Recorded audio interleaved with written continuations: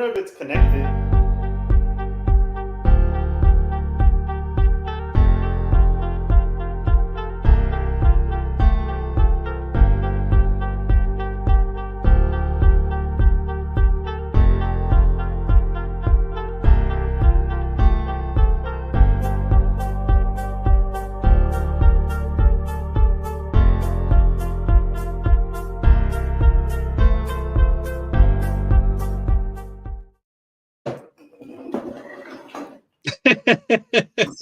just in the nick of time. Jesus Christ, bro. Oh, Talk yeah. about cutting it fine. Oh my god. God damn, bro. No, he's still not even ready. Look at that. Look at me. I'm sitting down. Oh shit. There we go. There we go. Right. Well, before we get into it, let's go through the comments, see who's here, see what's going on. Shout out to George, 20 minutes early. What's going on, George? What's weird is you were here with 17 minutes to spare and then you just disappeared again. What can I say, man?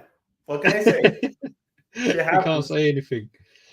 Viv Visions, what's good, people? What's going on, Ken? Nice to have you in the chat. What's going on?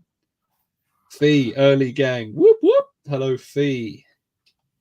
And then Ken decided to tell us the word champ in Australian prisons means an aubergine sucker, which we can obviously no need to. How does he know that? It's a good question. Maybe we'll ask him in a bit. He's not even Australian. He doesn't look like the kind of guy that's been in prison. Well, you never know, I guess. Gary, sorry I missed your premiere, Viv. Work it yet? Nice to have you, Gary. Thank you for joining. Ben, just popping in to say, hope the episode goes well. Busy boy tonight, so I can't stay. Appreciate you, Ben. Thank you for popping in.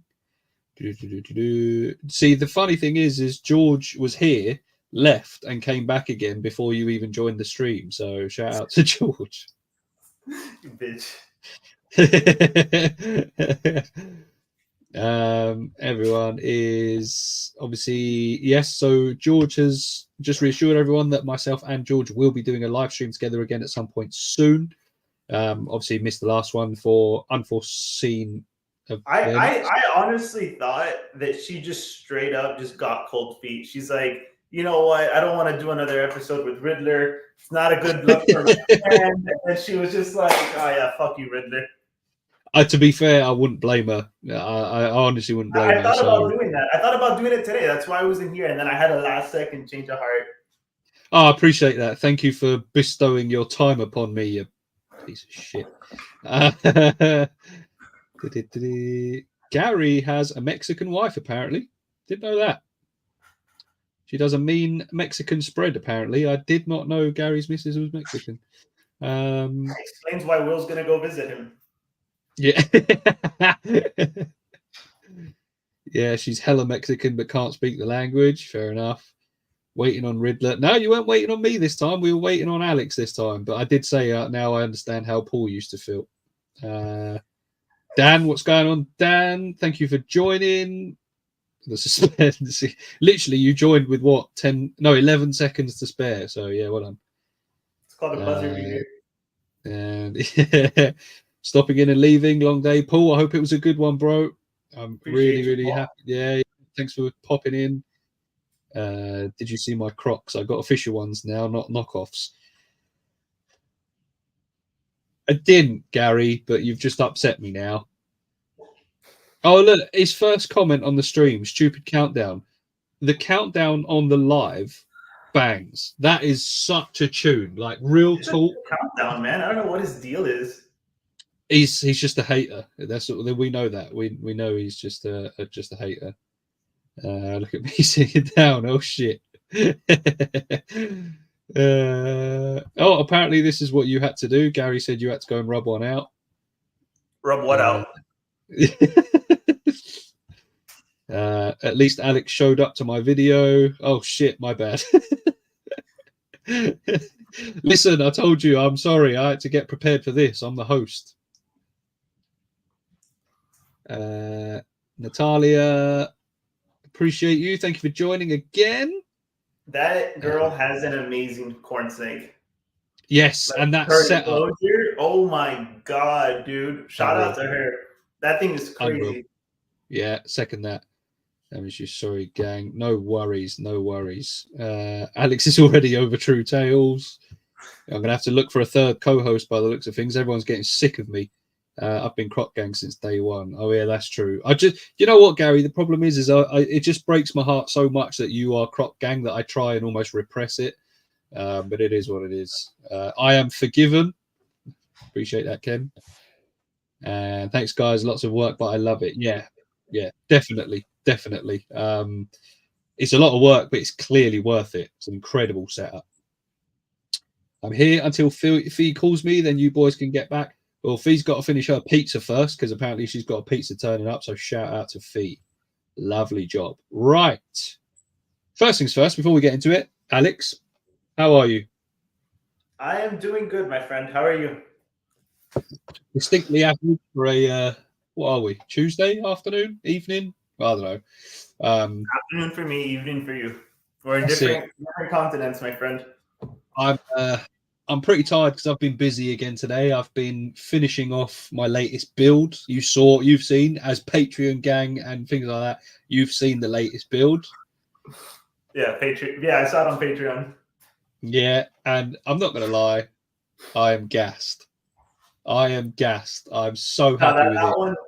That one, that's a good fucking enclosure, man. That thing Yeah, looks good, dude. You did a really good job with that, man. I had no appreciate idea that. you had that kind of talent, man. Up until a couple of weeks ago, I thought you were just some random Brit with a camera, but you have talent, man. Like you're actually very, very good at making enclosures. Appreciate that. Thank you. That video, well, the first video hopefully is going to drop this week, which is building the background, and then next week is going to be the setup of the whole setup. How are we all doing? Yeah, we're all good. Hey, here's supporting Pookie for my usual 10 minutes. What's going on? Yeah, Pookie gang. Look, you just want the ground to swallow you up. Alex, do you use Patreon? I don't use Patreon. It doesn't. I have it just to support you idiots, but I have indoor Crocs and fancy outdoor Crocs suitable for public appearances. Natalia, I'm sorry, but there's no such thing as Crocs that are suitable for public appearances. I'm sorry, I can't. or even private appearances. I'm sorry. Yeah, facts. Hold on. I don't know if you guys have these in the UK. I don't even know if she's from the UK, but over here. No, she's not. You guys see Sliders. This? Okay, they're not called sliders, bro. A slider is a small hamburger. These are called slides. Whatever. Small hamburgers are called sliders. You lot just make shit up as you go along, don't you? I swear to God. No. Loved your dad on the koi pond build. Yeah. He decided to make me the apprentice. Thanks, Dad. Appreciate that. Dude, he stole the show. He did, yeah. He did. In actual fact, he did that on my 18th birthday as well. There's actually like photos that's meant to be me and my friends on my 18th birthday party, and you can't see me because my dad has jumped in front of me, and it's a picture of him and all my friends. It's wild. I'm sure your friends didn't even notice it wasn't you. No, they were happy it was my dad. Are you sure you don't use it? Why is Will so obsessed with you on Patreon? I don't understand. Am I missing something here? He just can't stay off my nuts, man. Like that's his problem. But then the other thing we could say, Will, do you use Discord? Because I've seen someone in your Discord server recently trying to chat and talk to people, and I'm the only one responding. So sort it out, you piece of shit. Yo, Will, how was your day at work today, buddy? Did you have a good day?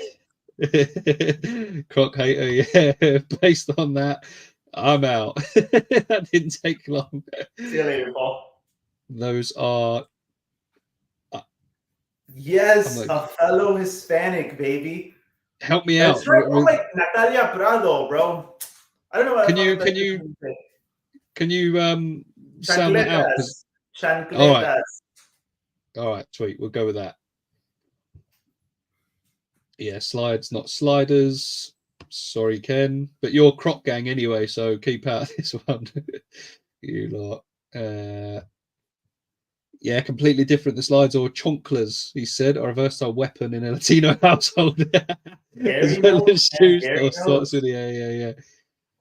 I don't use Discord. I tell everyone to use Patreon chat. Well, tell one of your latest Patreons, mate, because I was the only one talking to him.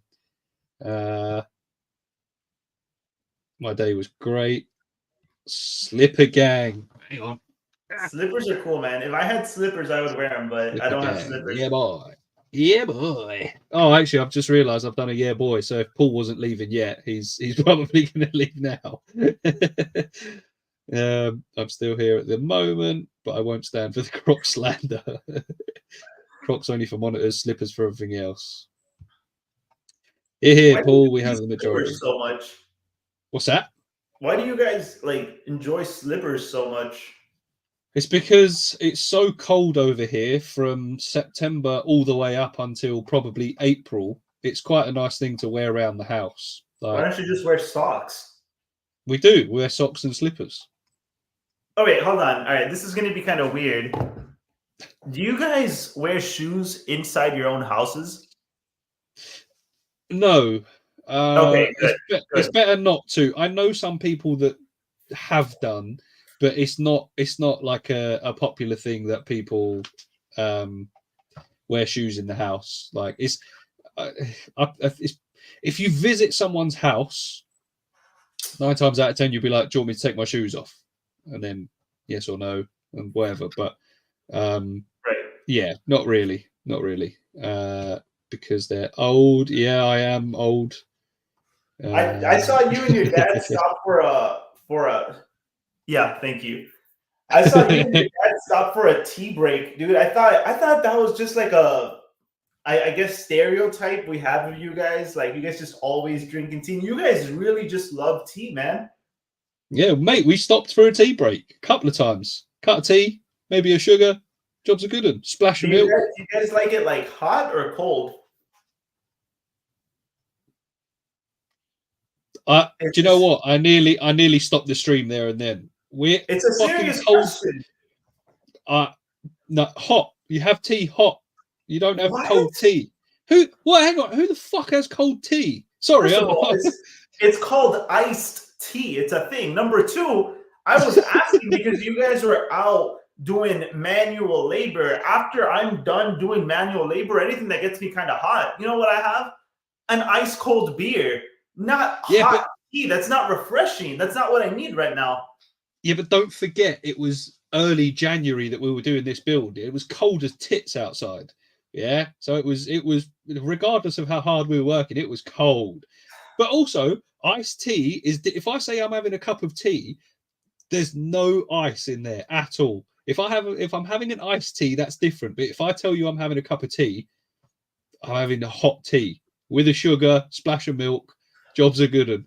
I tell you what, the fact that you just asked me if I have my tea in the tea, bruv. Are you taking the piss? Stop using that expression. I'm not taking anybody's fucking piss, bro. Like, I just don't get this weird liquid plus water combination. Like you make your tea with hot water, right? Yeah, it's boiling water. And then you just add milk to it. Right. Oh, I can't believe that the first part of this podcast is going to be me teaching you how to make a fucking cup of tea. You're not going to be teaching me shit because I'm not going to be making tea in my house. Listen, I'm just worried. I'm concerned. Well, don't. Look, if you lot hadn't have chucked the boxes of tea into the fucking river or whatever it was, you'd be having a cup of tea as well. A mug. Yeah? Put a tea bag in it. Hot water. Give it a little stir. Let it brew. Sugar. Let it brew. Give it some of that. Some people leave the tea bag in when they pour milk. I don't. Tea bag out. Get gone. Nice and strong. Splash of milk. Give it a stir. Builder's tea. Down she goes. Lovely job. Biscuit or two. That's what you want. All right. So don't talk to me about a cold tea because that ain't it. You're insulting me and my ancestors, even though actually, to be fair, my ancestors are all Greek, so it doesn't really count. But that's not the point. I thought you were Iraqi. No, I look it, but I'm not. No. Wow, that is insane. That is insane. This is not a reptile podcast. Kill me. Hang on, let me catch up because the chat has been going off since we've started talking about this.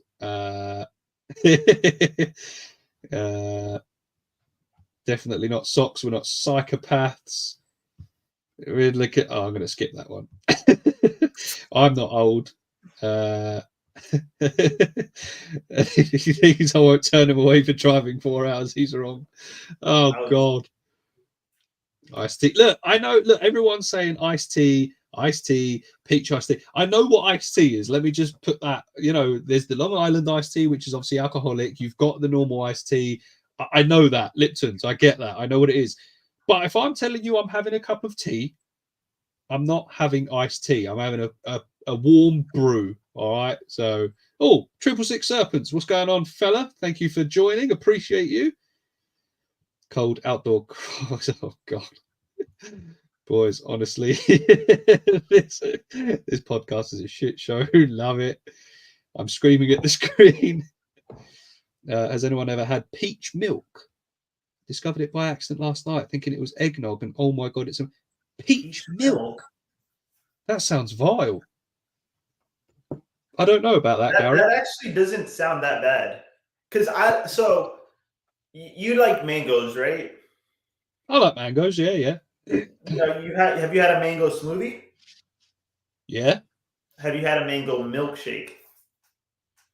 Do you know, I don't think I've had a mango milkshake, no. A mango milkshake blows any mango smoothie out of the water. So I don't think he's that off base with the whole peach milk thing.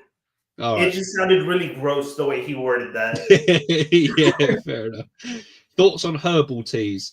Not my, no pun intended, not my cup of tea, but I think they have their place for some people. I'm not a fan personally.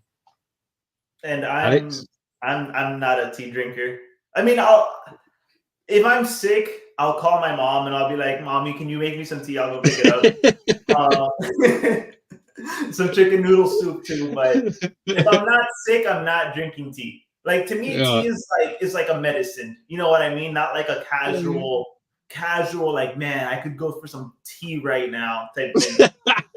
Real talk, I'm not even that bad, but my brother-in-law, I promise you, if they come round for, I don't know, let's say they come round for 3 or 4 hours, in that 3 or 4 hours, he'll have a minimum of 4 cups of tea.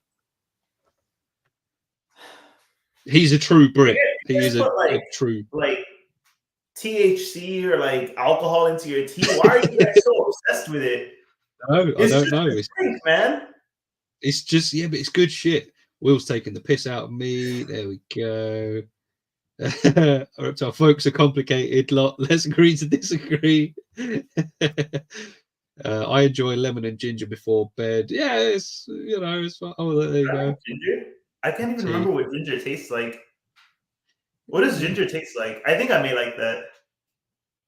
Yes, Paul, Mango Gang. Oh my God, of course, he's got a monitor named Mango. He's my fave. Yeah, there we go. Brad's Bioactive Builds. What's going on, champ? Hey, appreciate you joining boy. in. Didn't realize this was a tea connoisseur podcast. Well, it is now, apparently. I'm more of a coffee person. Same here.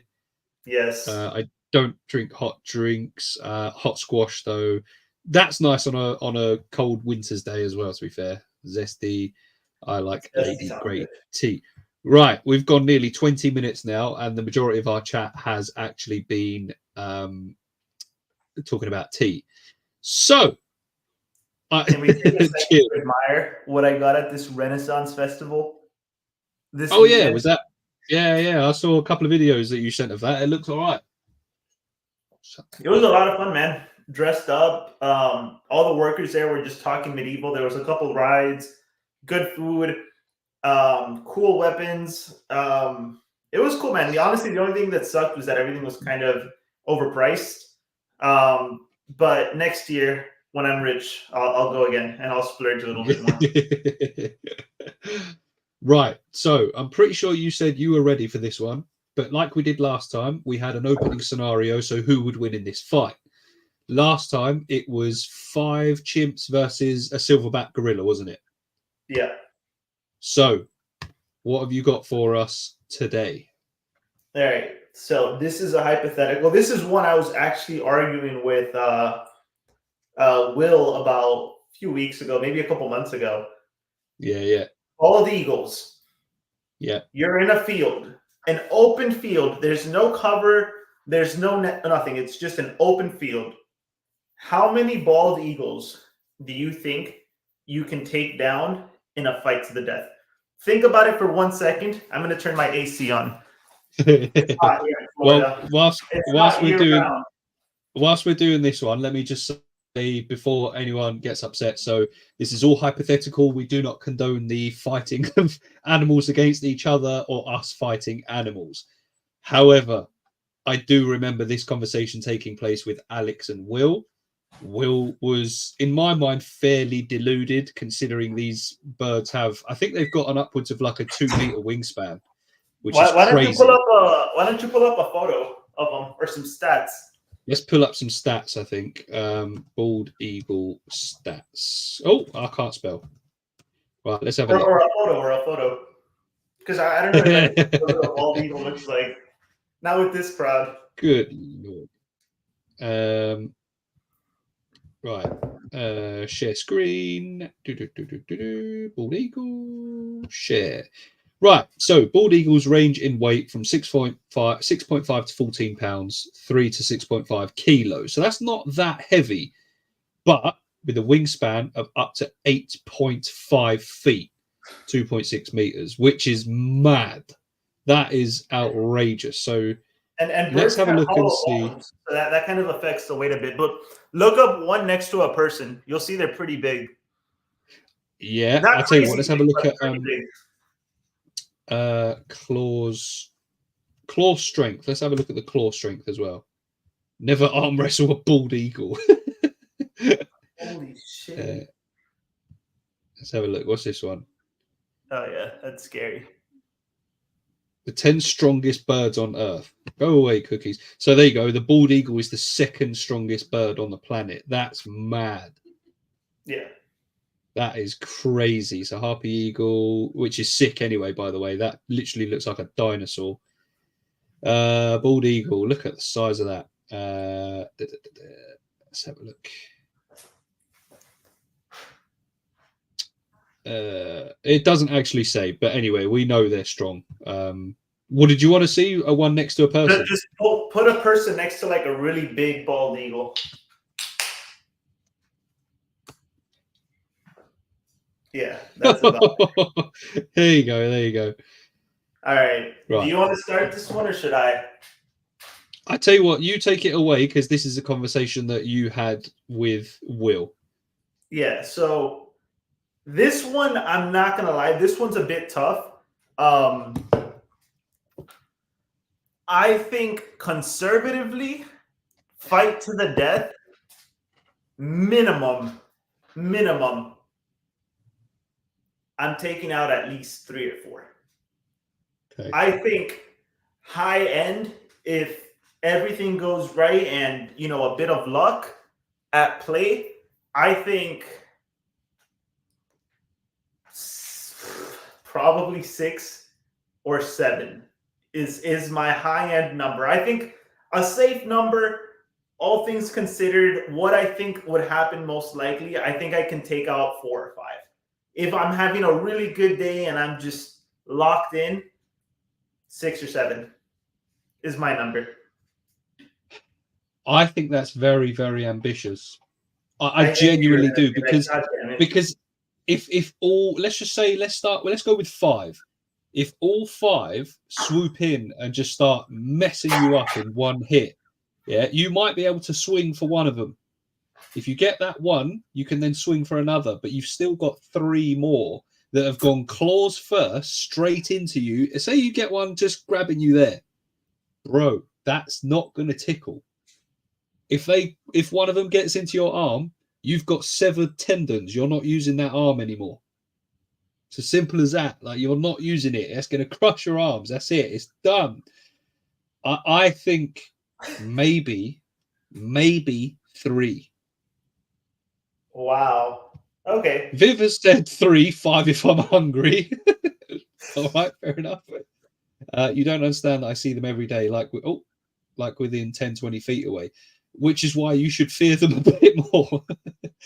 Like one or two, but they're huge, and my short self would get torn apart rather quickly. Just for reference, an eagle claw and grizzly claw the same size. I didn't know that. That's Yeah, mad. it's pretty horrifying. So look, That's outrageous. Here's how I see it. If they're all coming at you at the exact same time, I don't think that's going to be the strategy they impose, because think about it. If you got 5 of them, right? You're here. This is you. And you got the eagles coming in. As they swoop, it's not like they can just hit you and back up. You know what I mean? They kind of got to follow through. Like they're going to crash into each other if it's all of them coming at you at once. I think their strategy is going to be wearing you the fuck out. I think it's going to be one after the other, after the other, after the other. Yeah. I think my reflexes are quick enough to where I can probably take out the first one that comes at me. By the way, is this working? Yeah, it seems to be. Oh, cool. Well, to be fair, I didn't actually check my microphone and stuff, to be fair, so I'm hoping that it's working properly, but as long as it sounds all right. Cool. I think I can take the first one. I think I can take the second one. I think the third one comes. I'm already getting... George, I believe in you. I think she can probably take out 5 if she begs. She's like, she fucking beats them with like an Arcadia product or something. Yeah. The new Luminize, she like blinds them and just starts wailing on them. Like, yeah, come here. Just a jungle dawn to the head. That would be the best advertisement Arcadia could have. Like, you're getting jumped by eagles? Here, look at this. No worries. If they come at you linearly, I think you can probably take out a few of them. If they come at... I'm just going to ignore him. Like, I don't even speak Spanish. If they come at you at once, that's tough, man. That's why I said conservatively 3, because I just have to protect the vitals. You know what I mean? Jugular, out of the question. Like boxing, bro. You keep your chin tucked, jugular's fine. Eyes, you're going to see it coming. You know what I mean? You can close your eyes, move out of the way. The thing with, if you have like 5 of them, if you knock one out, now there's only a few left. You know what I mean? And it gets like a little bit easier, but I think the damage is going to pile up, man. Like just those scratches on your body, the beaks to the fucking back of the neck, the body shots. It's tough, man. This isn't something that I think like, like let's say you're going up against 5. I don't think that you walk away and just defeat the 5. I think your best chance is how many can you kill before you die type thing. You know what I mean? Yeah. Like, I don't think you're surviving against that many eagles. Do I have a stick or just my soft mammal skin? No, just stick. Just your soft mammal skin. Yeah. They're not as big as they look on the internet. You're literally just reapplying the gorilla versus chimps debate. Yeah, well, what do you mean they don't look? We've just seen how big they are, bro. We've just seen how big they are. I think that's the difference. It depends. Let's go same time. All right, same time. Bald eagles are savage. Back when I was in active alcoholism, I was out in Alaska, drunk as fuck, trying to hand feed them. A native dad near tackled me and asked if I had the death wish. That is incredible. What a story! That is incredible, Brad. That is a cool ass story. Neglecting to use the same logic. All right, look. Can I be honest with you guys? First of all, Brad, that is cool as fuck. George, I think she can take 2. I think George can take 2. Will is only attacking me because last time we had this debate, I don't remember how, but we ended up reaching the consensus that I could probably take down 7 and he could only take 1. Like, he agreed on it. So now he's just like a little bit upset. And there's survival instincts, Will, but this is the thing. This is what I'm saying.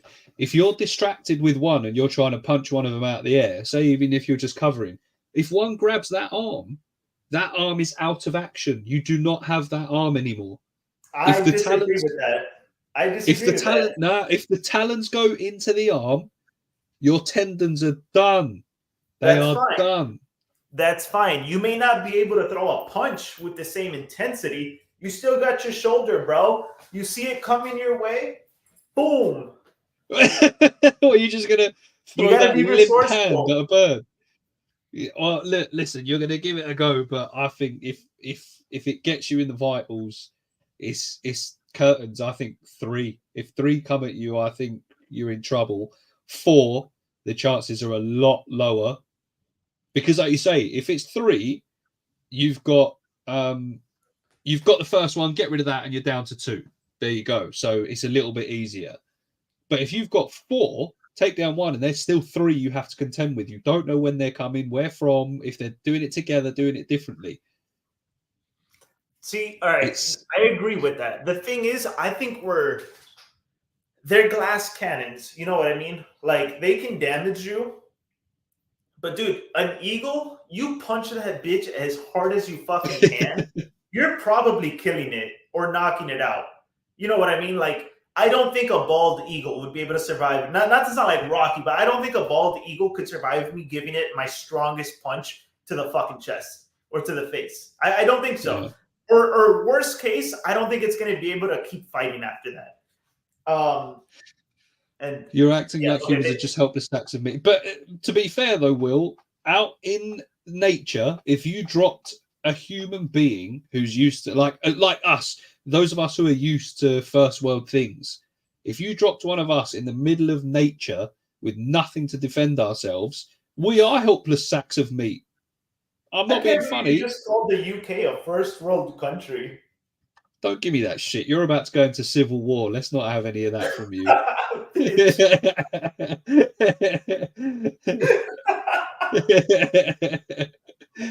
The key to fighting eagles is to freeze in place and just use quick jabs. They can't really see you well if you don't move. And when they get close, grab one and start swinging it like a bat. That sounds like bullshit. I thought they had good eyesight. I thought, I thought they had good eyesight. I could be wrong, but bro, can you imagine an eagle is coming at you and all you do? This is your defense. Yeah, you can't see me because I'm not moving. Like, bro, that shit's gonna have a field day with you, bro. Yeah. Alex couldn't take one with them arms. Oh, Visions, I will beat your fucking ass. Do not get me started. Yeah, no, look, I think it's going to be. Natalia gets it. Natalia gets it. Don't slip on your own blood. She knows that if one of them tags you, blood loss. You're getting weakened, my G. I know you can go adrenaline. I think they have more potential to inflict pain than to inflict a deadly injury unless you let them. You tuck your chin, you cover your face. I think you're good, man. The talons, the beaks to the arms, that's going to hurt. It's not going to kill you. To the back, it's going to hurt. It's not going to kill you. Thighs, same thing. The stomach, if you get unlucky and you manage to have that thing rip you apart, you're kind of fucked. But I think the thing with the eagles, if you have enough adrenaline and you've been in enough fights, you just have to manage through the fucking pain and just kill the rest of them. Like, I don't think that it's kind of like a gorilla, for example, like in the last episode, that it has the potential to just grab you and just fucking rip your arm out. You know what I mean? It's gonna be either you let it hit a vital, or it's just gonna be like death by like 1,000 paper cuts. So that being said, I'm lowering my answer because I think 7 is too much. I think 9 out of 10 times I come out on top against 4 eagles. I give myself a 50-50 chance against 5. That's my final answer. 6, and I'm the underdog, and I will probably die, actually. Yeah. What's your final answer? You're still sticking with 3? I'm still sticking with 3 because, like I say, I'm going with. I agree with Natalia. The problem is like you say, I know it's if they get vitals, but I think you're underestimating the power and the sharpness of those claws. A swipe across, it's gonna mad, fucking hurt, and that's gonna put you immediately on the back foot without a doubt. Like it's like saying that you've just been it's like someone literally running knives across you and you saying, yeah, but I'd still punch him. All right, fine. I lower it to 4. I lower it to 4. That's actually pretty convincing. I lower it to 4. But also, to be fair, I didn't say. I'm saying 4, and I'm assuming I'm probably gonna die afterwards from blood loss or something else. I'm not saying like, yeah, I'll beat 4 and then live to fight another day. I'm saying like I can take 4 out before I succumb to my injuries. I'm not acting like I'm invisible. Like, no, that those they're knives, dude. They're genuinely knives. Yeah. So what was Will's answer? What did he say? How many did he say? He said 1. What he said he'd lose against 1 on a good day. He said. Oh, okay, blimey. So he underestimates himself or puts himself perfectly there. So, here he comes. Honestly, I have to agree with him. 5 or 6 what? Pigeons? Maybe.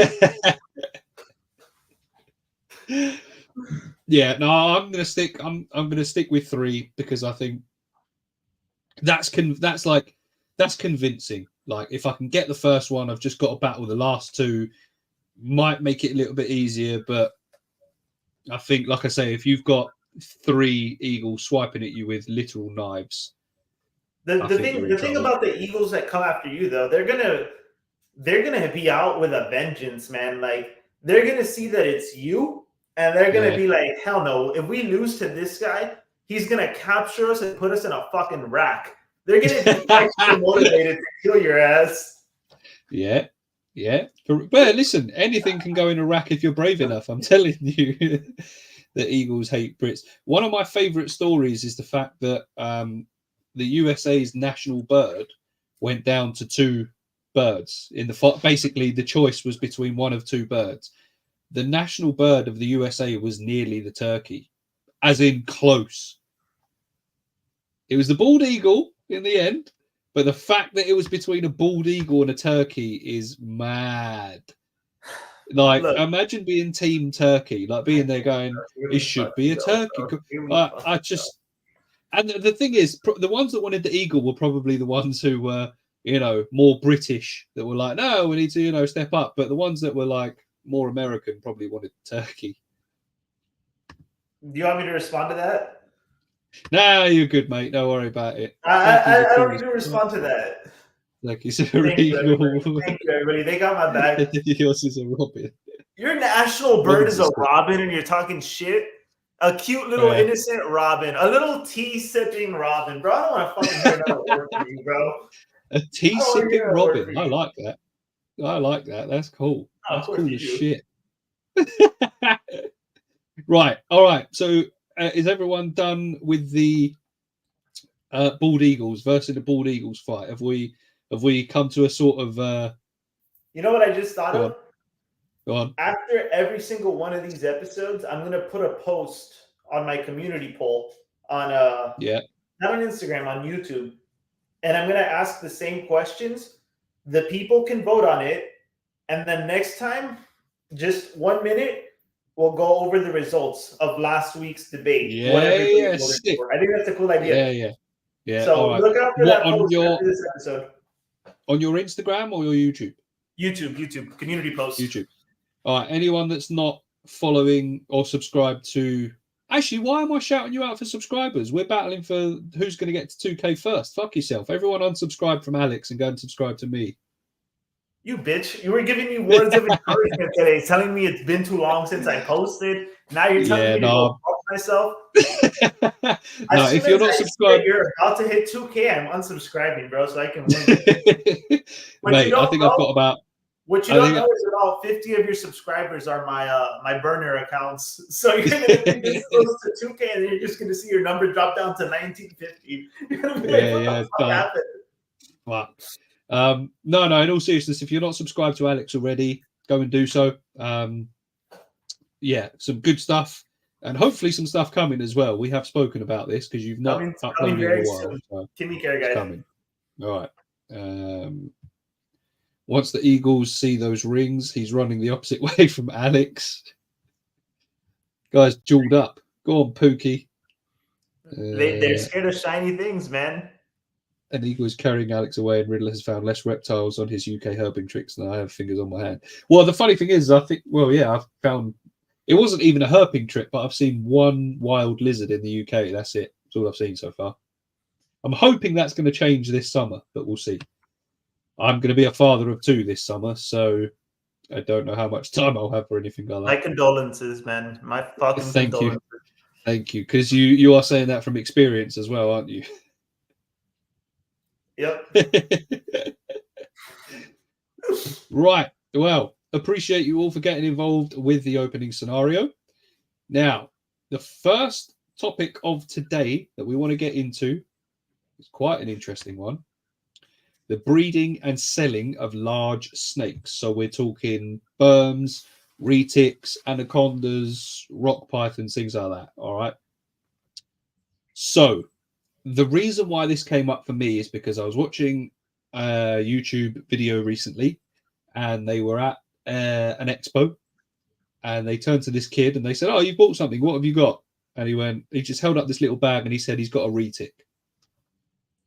Now, obviously, I don't know how that's set. Like, they could be taking this retic home to a 10 by 6 by 6 enclosure. The chances of that are quite low, but you never know. So it's hard to judge.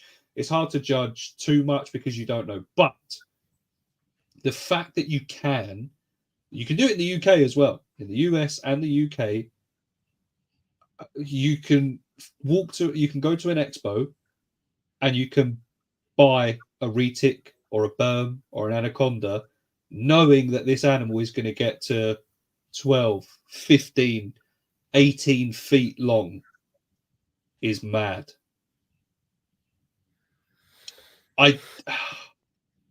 And they are not that difficult to breed, the berms and retics. They will do it in a racking system as well, which again is justification apparently that they're happy because they're breeding. Doesn't work like that. So what's the answer? Are you asking me? What's the answer to that? Well, what do we think? Yes, they do lay large clutches. Usually bigger snakes tend to lay larger clutches. Dude, I don't remember, but dude, I think I've seen like 40, 50 egg clutches from retics. Yeah. The answer to that is there's no need to be breeding fucking reptiles. Like, that's the answer. It's not do your homework. It's not do your research. It's not, dude, do the math. You have a retic breeder, right? Like, let's say someone that doesn't have a quote unquote real job and just does reptiles for a living. They probably have at least 4 or 5 pairs of retics, right? That one person. You're getting, let's just say conservatively, 20 good, healthy babies per pairing. That's 100 babies per year, per one breeder. Yeah. Granted, there's breeders that probably only have 1 pair, but there's also breeders that probably have 20, 30 pairs. So let's just say conservatively, per breeder, 100 babies. There's got to be, at this point, like with how the hobby is going, hundreds, if not thousands, of retic breeders. Yeah. There is no way in fucking hell that all those babies are going to get the enclosure they deserve. And I swear to God, I heard this a few weeks ago. Like, someone was like, "Oh, you know, it's the same as keeping 4-ball pythons." And I was like, what? 4? No, I swear to God, I was like, what do you mean by, like, I dead ass got so upset with this person that I just blocked them. Like, I couldn't take their fucking stupidity. 4. So I was like, how do you manage that? And then they're like, oh, well, you know, a ball python, you know, like everyone, first of all, he was like, everyone is saying they need a 4x2 by 2x2 now. So he was clearly upset that it's no longer like the 40-gallon standard of the olden days. I really don't think that a 4x2x2 is that much for a ball python. I'm probably going to upgrade mine to a 5 or a 6x2 eventually. Yeah. But I do think it is a good minimum. Like, I don't think it's anything wrong with that. So Yeah, he's yeah. like, retics only need an 8x4x4. Therefore, it's like keeping 4-ball pythons. The first thing I told them was, first of all, you're a fucking idiot. You don't know how to do math. That would be 8-ball pythons, not 4. Yeah. Like, you're fucking dense. And then I told them, I was like, that's not enough. Like, have you seen a reticulated python? And just, it's enough for the snake to fit in the enclosure and then pick whether it wants to be on the left side or on the right side. If that's all you think that a snake needs in order to have a fulfilling life, you're a moron and you're honestly beyond help. Like, use the eyeball test. Look at a retic in those like standard 8x4x4s and tell me that the thing does not look miserable, dude. It's literally the snake rolled up on one side of the enclosure, usually never any substrate, I've noticed too, just paper or just bare enclosure. Or reptile and carpet. I'm like, what? Even if, and look, I'm going to be so generous here. Even if we can all agree, which by the way, I vehemently disagree with, even if we all agree that that is the bare minimum, how many people do you think are even able to provide that for the amount of retics getting produced? And I'm not even talking about berms, anacondas, anything else. I'm talking about retics because I think out of the big snakes, that's probably the one that's produced most commonly.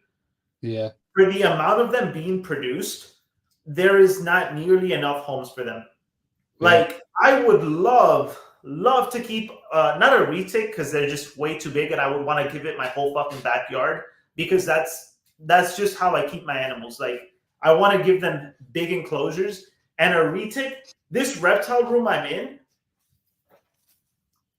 like the actual room, I may not even give it to a full-grown retic if it's like a 16, 18 plus animal. Like, that's how big of an enclosure I think they deserve. That if you're not willing to at least give it a room, you have no business keeping that animal. Agreed. And these breeders are pumping them out. They're going to go somewhere. They're going to be stuck in these tiny ass cages because the goddamn breeders are either, and this is the thing, I don't think they're stupid. I don't think that they're stupid and they don't realize that most people can't house them. I really think that they just do not care. They're pumping out the babies. They're like, I'm going to get my money. Sayonara. Hope this baby does well. Hope it doesn't end up in someone's basement without any lighting and just in a standard 8x4x4. The math is just not mathing. There are way more of them being produced than probably even 10% of people, of probably less than 10% of them are even going to go to decent homes. Like, and the problem is that people keep breeding them because people keep buying them. So the bigger issue is these breeders that rely on large snakes to make a living. And that's the issue. The issue is partially the seller, but if retic breeders had any sense of just awareness or ethics, they would realize like, okay, there's already a ton of them out. I know for a fact most people cannot accurately house them. I'm just going to keep breeding them because it makes me a little bit of extra money. Like, I have no other way of making money that I have to sell a fucking large ass snake to a little kid at an expo. It's sad, it's disgusting, and it breaks my heart, man. Yeah.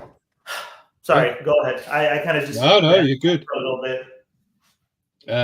If you can house it in the long run, then do it. I've always had big snakes. It's people's preference. No, that's fine, but that's if, because a lot of people, what they'll do is they'll go, I'll get it for now. I'll put it in a 4x2x2, and as it gets bigger, I'll make a bigger enclosure. But that bigger enclosure never comes, and they either get rid of the snakes, or the snake dies, or it ends up staying in something that's too small. If you can, then fine, I agree. If you can offer a snake an entire room or something that you can literally walk in and the snake can stretch out in, then fine. But there's very, very, very few people who can do that. Let's have a look. I've seen retics in drawers. Yeah. I like your ethos. Thank you. There you go. My kid had a chance to go to his place. I told him, no, that's Jay Brewers. Yeah. If we can keep them in big setups, I'm all for it. But it's hard to provide space for a snake that deserves the world. Yeah, of course. That's it. That's what it comes down to. It's just, you know, they're too big. Like, a lot of people see that these snakes apparently don't move that much. Well, 9 times out of 10 it's because they've got nowhere to move to. There's nowhere for them to go. Thank you. I don't think people talk about the culling of babies. The breeder isn't holding on to hundreds of snakes every year that they don't sell. Facts. Absolute facts. Same with royal pythons as well, or ball pythons. We don't see, considering the amount that get bred, you don't see that many normals on the market because they're probably feeders or they're getting frozen. So it's just the way it is, I'm afraid. The big ones like Burmans and Retics should be in zoos only. Yeah, I kind of disagree with that, but I like where he's going with that. Yeah. It's basically, yeah. So essentially, I think what he's saying is the zoos are the only ones really that are equipped to truly look after a Burma or a Retic because they got the space, the time, the funding, the things like that. So no, I know that. That's why I said I like where he's going with that. Yeah, but I don't think that's the case always. I think very few people can do it, and they should be able to if they can. I don't think it's just if things play out and I end up moving to a much bigger place and I have the room for it, I'll go for it. But not like less than 1% of people can do it. So I agree with the sentiment. It's probably just zoos that should be doing it. Yeah. Like, it's not every Tom, Dick, and Harry that goes into an expo that goes, I'm going to upgrade in the future. Because the thing is, the second a person says that to a breeder or the seller, the responsibility automatically goes off of his shoulders. It's gone. What he'll say, what enclosure have you got? And they'll go, a 4x2x2 for a baby, but we're going to upgrade in the future. This person then goes, cool. He's not going to sit there and go, what are your plans for the future? Show me the room. Show me the setup. He's going to go, all right, just make sure you upgrade in the future. That's it. Responsibility done. Sorry, no, go ahead. You can keep going through the comments, but mental note, I have something to add to that. Yeah. Burms move 30 kilometers a day on average. I feel like a 60-foot enclosure is too small for a retic. My corn snake needs to move and travel. It's innate. I got her cat tunnels. Can't do that for a retic. Yeah, facts. Bigger snakes like that, when being kept well in captivity, need a goddamn sized room, a good sized room at minimum. Yeah, facts. If someone can keep them properly, they should be able to. Any animal, retic, croc, lion, dolphin, blue whale. If you can truly keep an animal properly. I love retics, wish I could keep one. So before we carry on, I know what you're saying, Will. It's like it's not an exaggeration, but what you're saying is if they can truly keep the animal. So, like you say, with the lion, if someone can keep a lion in a 40-acre area that's got,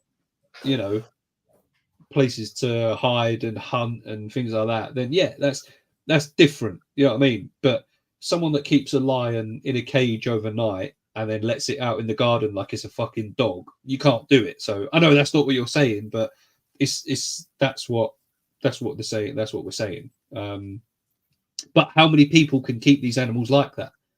You know what I mean? Just because you can doesn't mean you should. Less than 1%. I'm telling you, it's 0.1%. 1 in 1,000 people can probably do it. Yeah.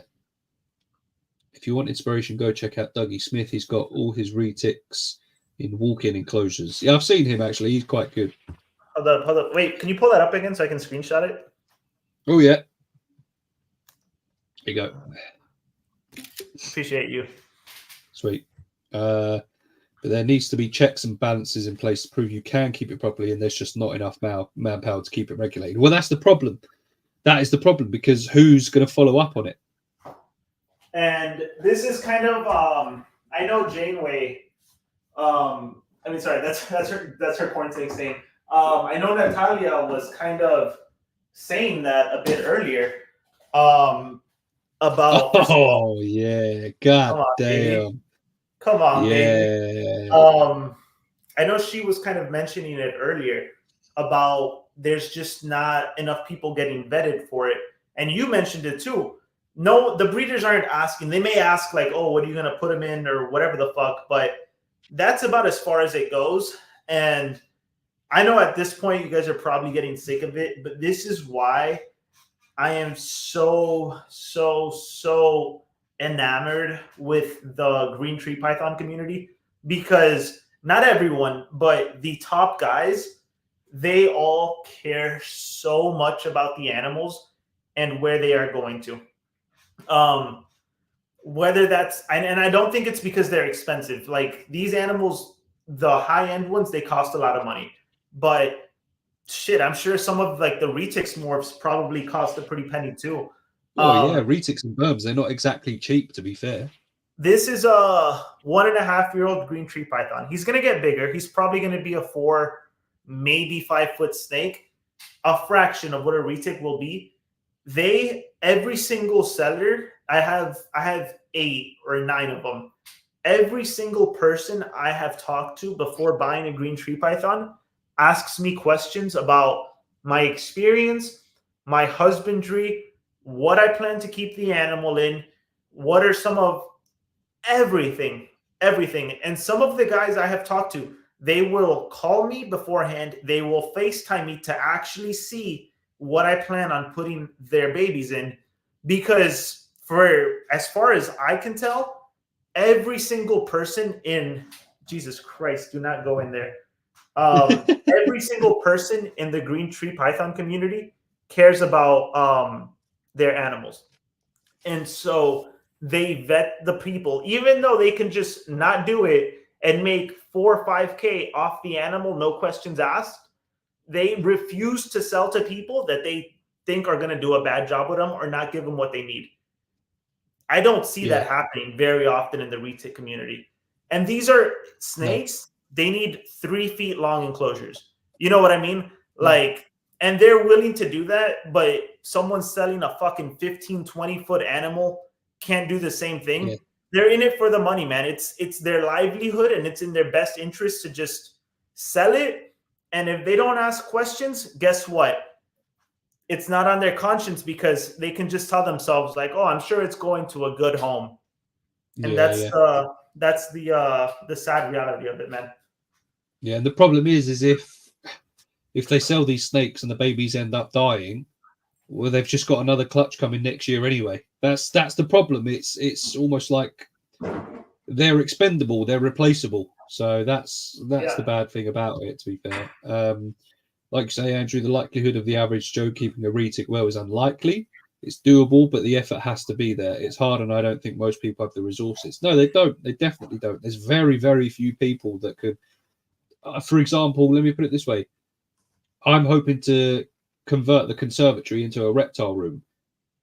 I don't even think that would be big enough for a retic or a berm. I think it's 8 foot by 12 foot, like wide and long, by 8 foot tall. It's a pretty big room. It is a room. I still don't think that's big enough for a giant snake. I just don't think it should. Let's have a look what people are saying. Oh, look, Will knows Dougie Smith. Me and Doug chat every day. He's a kind man, always helping me with stuff. That's the issue, though, Will. Some people can and some can't, and the ones that can't do anyway. Then it brings us to this topic. I'm fully for being able to own any animal if you can provide for it. And this is the thing, but some people will go, they'll almost convince themselves that they can provide for it. So without actually doing so, they'll go, yeah, of course I can. Yeah, I can do that. Yeah, it's crazy. Can get a berm for 80 to 120 quid trade. That's wild. I didn't know that. 80 to 120 quid. That's outrageous. That is absolutely outrageous. I didn't know that. I thought they were quite expensive, but okay. You can get Royal Python morphs that are a lot more expensive than that. Jesus Christ. When a Burma retic costs 100 to people that can't provide by the snake and stick it in a rack and call it a day, if they was 5k, people would make space. Well, that's the thing that, you know, it's almost like the monetary value on the animal itself dictates its care. If you buy a normal royal python for 20 quid, you're not like, well, we would be, but most people aren't that bothered. It's just a 20 quid snake. It can just go in a little 3-foot enclosure, 3 by 18 by 18. It's just a little snake. The second you start getting into this snake cost me $2,000, you're not going to keep it in a. Better fucking take care of that thing. Exactly. That's the problem. But when there's money involved, when there's a monetary figure on this animal, that's when it starts getting difficult. Yeah. Exactly, Vivian. They don't want to spend thousands on a proper setup. I think the sellers and breeders need to be much more proactive, on who they sell to. Yeah. But again, the problem is the problem is money. It's literally a case of they can go to these expos, even if it's, let's just say 250 quid a snake. They know that they're going to get that money. And all they need to do is go, are you set up for one? Yeah, I am. Okay, there you go. Done. You know what I think? I think the money creates the problem too, but it's easy to blame the money, and I've kind of been guilty of it.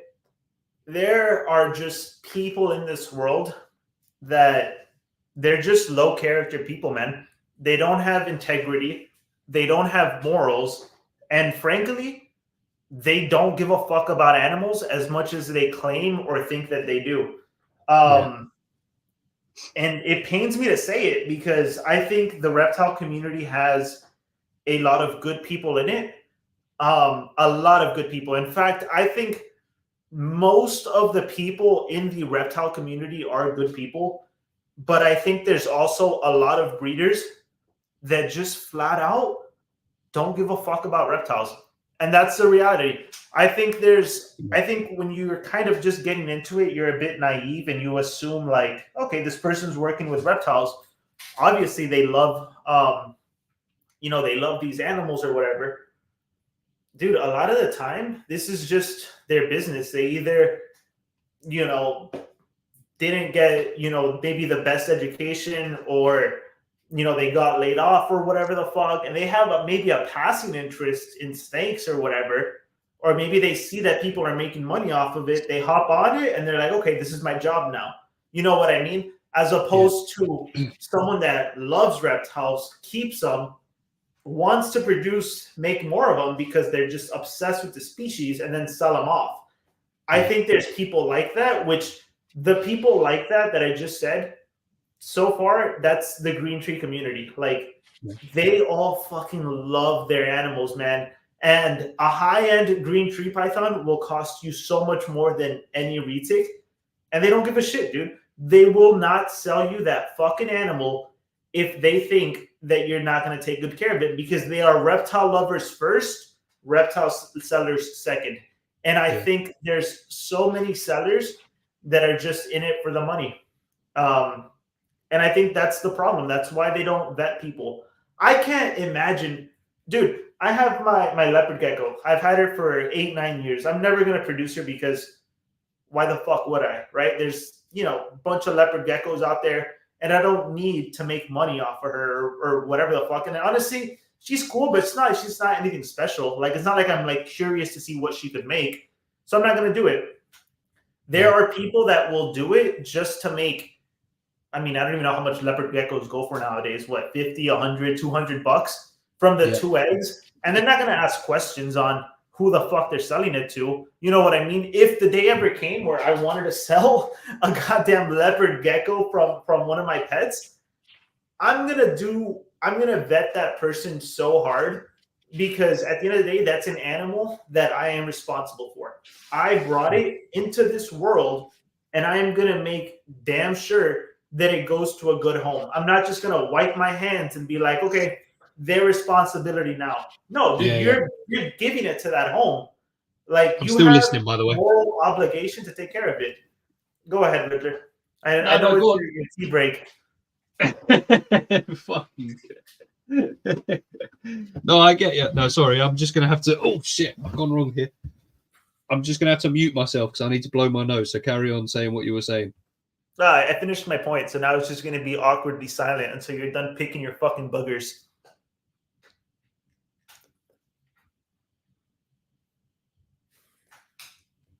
You're a piece of shit. Either that or my timing. Either that or my timing was just really off. No, I agree. I agree entirely. Like it's. This is what I mean. Like the leopard geckos is a similar situation to royal pythons. There's enough of them out there that not everyone needs to be breeding them. Same with crested geckos. There's enough of them out there that not everyone needs to be breeding them. The ones that do it well, fine. The ones that look after keep the adults in correct size enclosures, fine. The ones that look after the babies and vet where they're going to go, fine. But a lot of people will just whack a couple of leopard geckos in, whack a couple of leopard geckos in a small enclosure, hope that they breed, pick up the eggs, incubate and sell, and that's it. They're not really that bothered. So that's the problem. It always comes down to money. But if I breed Diablo one day and get a female, they're pricey snakes, but I won't sell to any Tom, Dick, right? But Ken, the only thing we won't get into it, but Tom, Dick, or Harry. It's another phrase or saying that you won't get. The problem is, Ken, is you've got to be able to house both of those snakes in the first place. So as long as you can do that, fine. But you've got to be able to house them both. Again, I don't know what your setup is like. I don't know if you can or can't, but you've just got to be careful. What's Diablo? What kind of snake is that? I think, if I remember correctly, it's a berm. Bro, Ken, you son of a bitch, man. You are so lucky. I can't keep berms here in Florida, man. Yeah. How far on average the berms retics travel a day? That's a good starting point. Yeah, it's quite a lot. It is quite a lot. So kind of to piggyback on that, I do like that everyone's kind of thinking about that. You know, how much do these snakes move? But I really don't think that if that's going to be used as a criteria for, you know, how large of an enclosure to give an animal or if we should keep them or not, we're not going to have any reptiles. Like my corn snake in this 4x2x2, I'm pretty sure in the wild it would move more than 4 feet a day. You know what I mean? It'd move hundreds of feet a day, probably more. So I agree. Give them as much as you can, but we're never, ever, ever going to replicate how they are in the wild. Yeah. I think you just got to strive for something reasonable.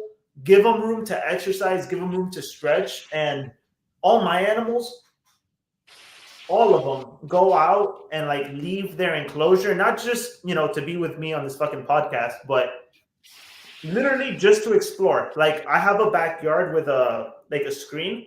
Dude, I'll take them out. I'll let them fucking crawl around, explore. I have a park behind my house. I take them out, take pictures of them, let them climb trees. And that goes for almost every single one of my animals because deep down, I know it must be boring as fuck. Even if you give it a big enclosure, it's boring as fuck, man. Like my Cali king snake is 2 feet long. He's in a 4x2x2. It's plenty of space for him. But, you know, yesterday I took him out and I just let him fucking crawl around in my reptile rooms, explore, smell different things, climb different objects, just use their brain. So I don't think we're ever going to get to the point where we're giving them as much room as they travel in a day. No, we'll never be able to do that. Love that. That's kind of like what George and the others are thinking about. I don't think it's ever going to happen, but I think the least we can do is give them decent sized enclosures and make sure they come out every once in a while. Yeah, it's like Will has said here, the enclosure should make the animal look small, but also be filled out and usable. Which, I agree. I still have a ton of work to do on the species I keep before expanding to any others. It's an interesting point, actually, Will. I'd like to know what you've got in mind for what you want to get. I want Will to get a fucking lace monitor. A normal or a Bell's phase? That's a stupid ass question, bro. Obviously, Bell's face. Yeah, my God. Normals over the Bell's face. Wait, there we go. There you go. Yeah. No, some people prefer the normal lace monitors. They are nice, but the Bell's phase are just different gravy. How can any dude? The normals just look like a regular generic monitor. Diesel was in an 8x3x3. He's going into 11x4x3. That's pretty good. Diesel is his Black Dragon. Yeah, I know Diesel. I think that's probably my favorite animal of his. Yeah, which more breeders were like that. No one breeds ball pythons for passion, only money. Needs to be more selective when it comes to breeding. Has to be justifiable. Yeah. Thank you. Not everybody needs to be a fucking breeder. All right, fair enough. Diablo is a diamond python. Yeah. So he's not a burn. My mistake. Yo, Ritter, I'll be right back. I'm gonna use the restroom and get some more tea. All right, I'm gonna carry on through the comments. Piece of shit. Corn snake breeders can be pretty terrible. A corn breeder told me I was spending too much on just a corn snake, like they aren't special enough for the investment. It was crazy. See, that's mad. That's so backwards to me that you can tell someone they're putting too much research in, too much effort. There's no such thing. Too much money. There is no such thing. If they'd have said to you, I don't think that's big enough, I don't think you're putting enough effort in, that's different. Obviously you were, but you know what I'm saying. But for someone to say to you, you're asking too many questions or you're doing too much, that's crazy. I've sold one of my Royals recently, one of the adults, and the lady was asking me so many questions about the setup. Would you mind sending me links to the overhead heat that you use? Would you mind sending me a link? And she was genuinely saying, oh, I'm so sorry for all the questions. I said, don't be. I said, the fact that you're asking questions means you care about this animal. You want the best for it. So I think that's crazy. Let's have a look. There you go. Yeah, Bell Gang. Yes, Dan, my G. Now, free roaming in improper temperatures has proven to be very detrimental, especially for monitors. Alex, since you're outside, that's not applicable, but normal room temps is terrible for most reptiles. Never breed bums. Yeah, fair enough. That was my bad. Yeah, I mean, I guess it's different if you're in Florida. Wait, is he talking shit or am I tripping? No. He's saying that it's been proven that if you let reptiles out for free roaming in improper temperatures, it's detrimental. So when you think you're letting them out for exercise and enrichment, they can be getting too cold and basically not doing very well. But yeah, so normal room temps. Yeah, no, if you're in 20, 30 degree weather, sure. My reptile room ambient, probably 75. Like, dude, even my Kimberly Rock monitor, right now the hot end is 102 fucking degrees. He's fine outside. Like, he's still tongue flicking, having fun.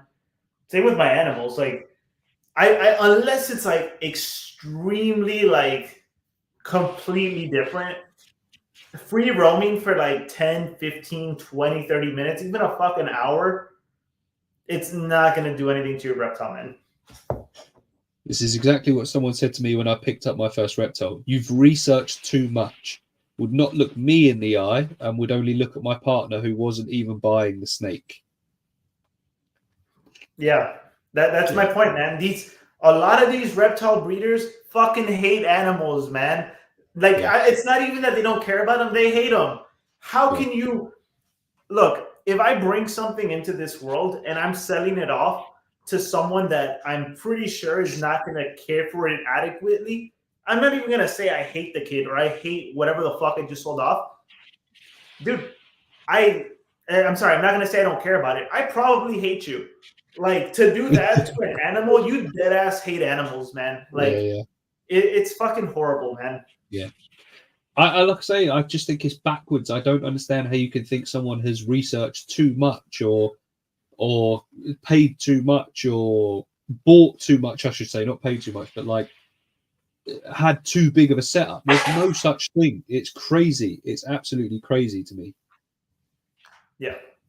And yeah, that's true as well. A whole different ball game of misogyny in the community, but also touches what you were both talking about. Yeah. Like you say, the fact that the guy was talking to your partner and not you. Do you know what? That's something I'm always very conscious of. Like, because the problem is yeah, you need to be careful because And not even that, it's just courtesy. It's just general courtesy. If there's two people there that's talking to you, you just talk to them both. Like, you don't just have a one-way conversation with one person whilst the other person is stood there all awkward. You know what I mean? Like, that's crazy. Crazy. I mean, never mind. I'm not gonna touch it. I'm not gonna touch it. I'm not gonna touch it. That's why I'm so insane online about research. Yeah, facts. But yeah, I think just it's something that needs to be addressed, and I don't think anyone's got the answer for how. Because, like you say, the problem is it's a supply and demand. Stop breeding the fucking animals. No, but supply and demand. Fuck the demand, bro. No, I agree. If you cannot get a goddamn retic to fucking stuff in the basement, no, man. Fuck I agree. I agree. It comes down to the breeders. The buyers, they're idiots. They are just as morally fucking culpable for sticking that thing in an inadequate enclosure. But guess what? 99% of the people that want a retic are not gonna find a fucking importer and be like, "Yo, bring me this animal from where the fuck are retics even from? Like Indonesia or some Southeast shit? Asia, I think. Yeah, right. Wherever the fucking Asia they're from. If the retics were not producing them, the people that want them will go fuck themselves. That's it, dude. It's not like food or something that you need to survive. You will be fine not buying the fucking giant snake that you want, probably to get fucking likes on Instagram. Like you will be fine. Breeders, do better. Find a different way to fucking make money that doesn't involve selling giant snakes to fucking idiots that will not care for them properly. Yeah. But this is what I'm saying. That's the solution to your problem, Riddler. Yeah, but this is what I'm saying to you. This is what I'm saying. If people are buying the snakes, the breeders will breed more snakes. That's what I'm saying. I'm not saying that there's a demand for it. I know. It's rewarding their bad behavior. Yeah. It's kind of a cycle. Dude, I do this for a living. Yeah. You have to fucking just at a certain point, it's got to be both people, man. The buyers have to fucking realize this is not good. There needs to be more people like you, myself, you, fucking George, Will, and honestly, most of the people in the chat that are saying, hey, this is not okay to keep a giant snake in this fucking rack. Hopefully people catch on, realize it, stop buying them. Yeah. But until then, and it's not going to happen because, like I said, I think the breeders fucking hate animals and they just want the money. Yeah. They're going to keep making them because it's making the money and whatever the fuck. Honestly, at this point, and I hate to say it because, kind of unpopular opinion, but I think my fucking government is shit. I think they stick their noses where it doesn't fucking belong. But the same way that I'm not allowed to buy a Burmese python here in Florida because they just happen to be invasive, I can't even buy a fucking super dwarf retic because the entire reticulated python species is banned here in Florida. I always think government fucking stupid. I would take amazing care of either of those animals. The law shouldn't apply to me. That's probably something else talking, but whatever. I think literally if people are not going to be mature and able to regulate themselves, it's only going to stop until the fucking government says like, okay, this species is outlawed in your state. And that is the sad reality of it, that the goddamn reptile community has to be treated like fucking children. Like children. Literally like fucking children, because they can't decide for themselves. This is okay. This is not. Well, it's literally a case of it's one of them where if you can't play nicely together, then no one gets to play. That's what it comes down to. That's what it is. It's like you say. It's like playing with. It's like with being kids. If none of you can do this properly, then no one's going to do it. Yeah. And that's what it comes down to. It's like you need the grown-ups to step in and say, well, hang on a second. You know what I mean? And that if it gets to that point, then that's where the problems lie. If you need someone to step in and go, hang on a second, you guys aren't doing this right. We have to take this away from all of you. That's when you go, shit. Well, had we not just done it properly in the first place, we wouldn't be in this situation. Crazy. Yeah, no, it's honestly, it's embarrassing, man. Like, I have met a lot of great people in this community. No bullshit. Even you are included in that group. I'll take that. Nicest thing you've ever said to me, by the way. Thank you, sir. Genuinely, I have met so many disgusting people through this community as well that just mistreat animals, have no business being here. And it's sad, man. It's sad. Like all we can do at this point is just keep fighting the good fight, not make it a fucking norm to keep these giant snakes in these small cages, because at the end of the day, as much as I just said, like, you know, it's gonna have to end up coming down to government regulation, dude, the government gives a fuck less about these animals than any breeder I know. They'll step in when it's in their best interest and they need a fearmonger something. They're not gonna do it because they don't want to see a retic in a small cage. You know what I mean? So I wouldn't even hold my breath on that. It's just really, really sad what people will do for money. And it's really sad that not everyone just sees the beauty in and shares the same love for animals that you and I have. Yeah. And that's what I mean. Like this, I think that we might be starting to see a bit of a shift, but we need more people who look for these. We are seeing a shift. I've seen it trend in the right direction. Yeah. We're seeing more. It's the next generation of reptile keeper has started to come in and go, I don't want, in actual fact, this comment is what I'm basically saying. It's a toxic mentality that you aren't a real reptile keeper until you own a high number of animals or species, or you breed. And that's true. That's the way a lot of people look at it. They look at it as though if you haven't got 20, 30, 40, 50 reptiles, you're not a true reptile keeper. But I think that's what the new generation of reptile keepers is coming in and doing. They're going, I don't need 50 animals. I've got 4 or 5 reptiles in massive enclosures, overhead heat, UVB, hiding opportunities, climbing opportunities, everything you need. Everything you need, and it's like, it looks like a slice of nature. It's a beautiful centerpiece. You don't have to have 50 animals to be someone who's into reptiles. This is something that George gets all the time. I've seen it so often.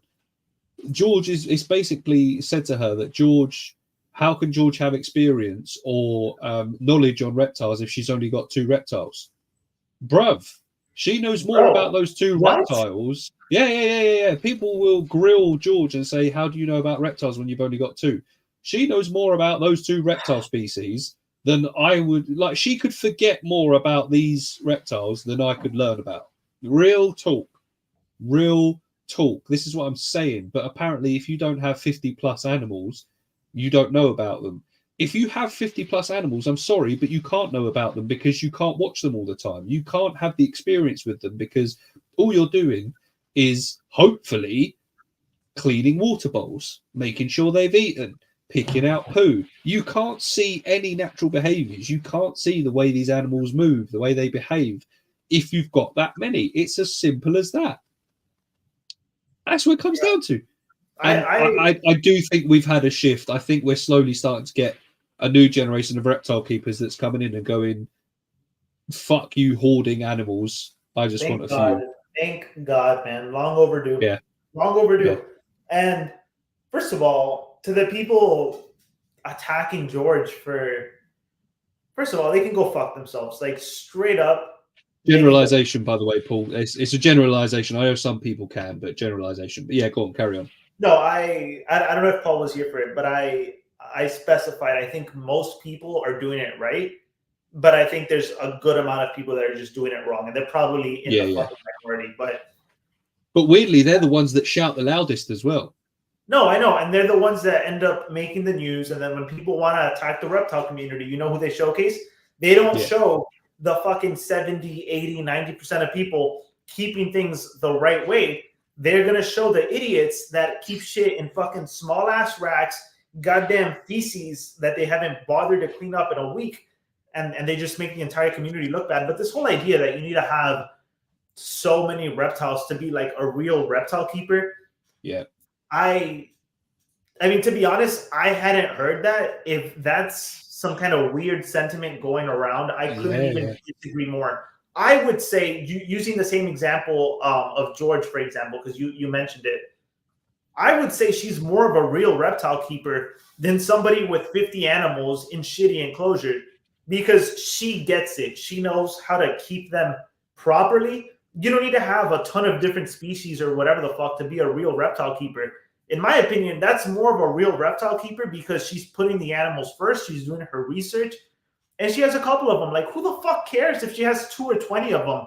The other person that's probably attacking her, that probably keeps 30 reptiles, probably has them in shitty ass enclosures. Like, to me, you're not a real reptile keeper, dude. You're a fucking animal abuser. You're a goddamn warden.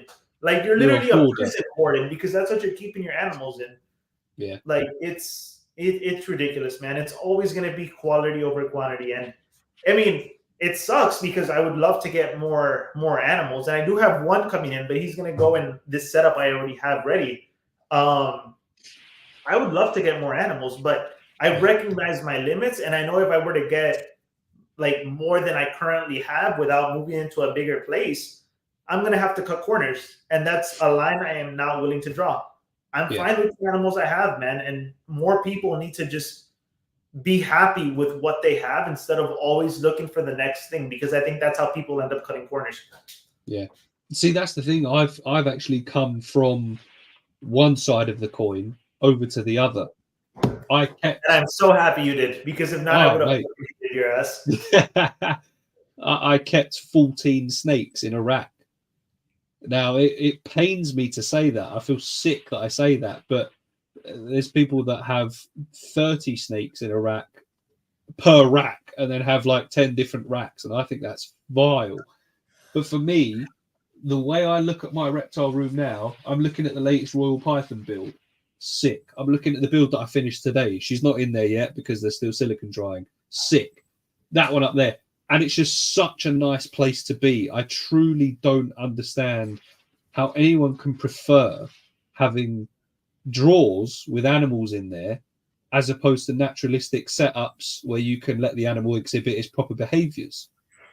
It's so much nicer. Like, it's just weird because, like I say, I've got a monitor lizard here who's, you know, the longest she'll get is 3.5 feet. And I went immediately 8-foot enclosure. She can't have anything smaller. She's going to get big. Some of these Royal Pythons get bigger than her. Some of the Royal Pythons get bigger than her, and I've not got them in 8-foot enclosures.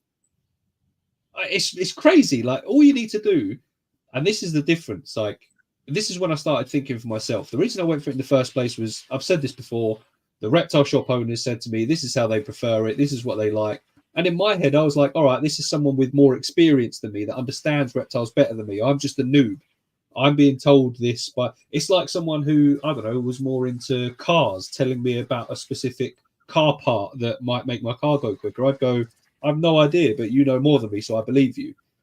But all it took was a bit of thinking, a bit of common sense for me to go, hang on a second. That's bollocks. Absolutely not. No. You started using your brain. I love to see it. Which proves that I do have one. I don't think it's that big, but I do have one big. They doubted you. Yeah, I doubted myself as well. Appreciate that, George. Thank you. I think you stop looking for outside validation because, one, no one agrees on everything, and two, only you know if you're doing the most you can for your animals. Yeah. Yeah. Not agree more. You've shown people how a growth mindset always wins, especially in this community, and how vital it is to be ever evolving. And it never stops. It never, ever stops. Some of my snakes, my Royal Pythons, are in 4 foot by 18 by 18. So they're still too small. It's better than the 30-litre tub they were in, for sure. But that doesn't mean I'm anywhere near done. It definitely doesn't. Where's my flowers? When I come and see you, I'll bring you a bunch of flowers as well. All my videos from now on until I'm done will be upgrading all my animals, so stay tuned. Lovely stuff, things you love to see. Drop one this evening and never. Yeah, so that's facts. But this is what I mean. Like I say, this is very, very quickly becoming my happy place, this reptile room, because Well, I can see the animals. If I came in here during the night back in the day, Ragnar was asleep. The snakes were awake, but they were in tubs, so I couldn't see them. But now she's poking her head out. She's not in there at the minute. I'm pretty sure he's climbing up. Yeah, he's on his log. He's already started climbing for the evening. And him down there, he's poking his head out now as well, getting ready to come out and start exploring. I can see my animals, and it's so much nicer. That's the point of getting them.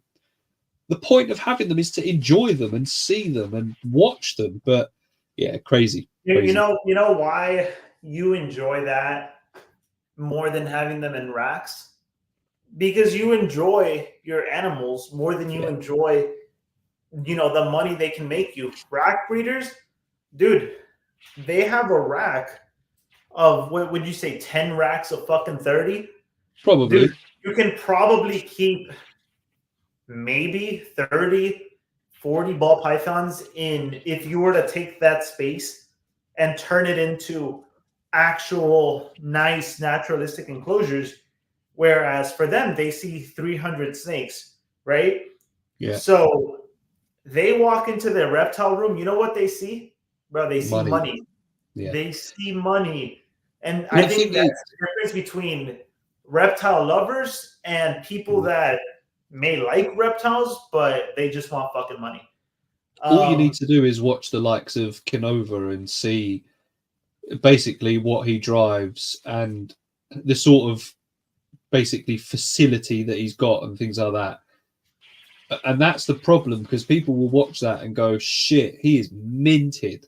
He has got money to burn, and all he has to do is get snakes, get them to shag, and then sell them on. That's it.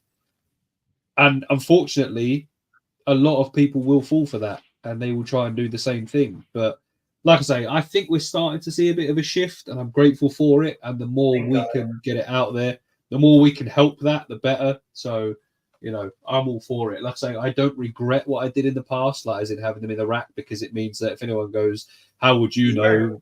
And people start arguing and going, well, how would you know? I'll go, because I've done both and I've seen how much better this one is.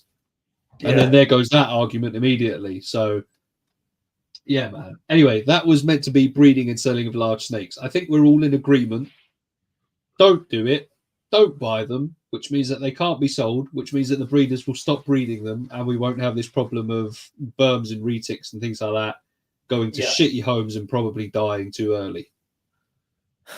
Yeah, I think just to close it off, just so that people don't feel hopeless, vote with your dollar.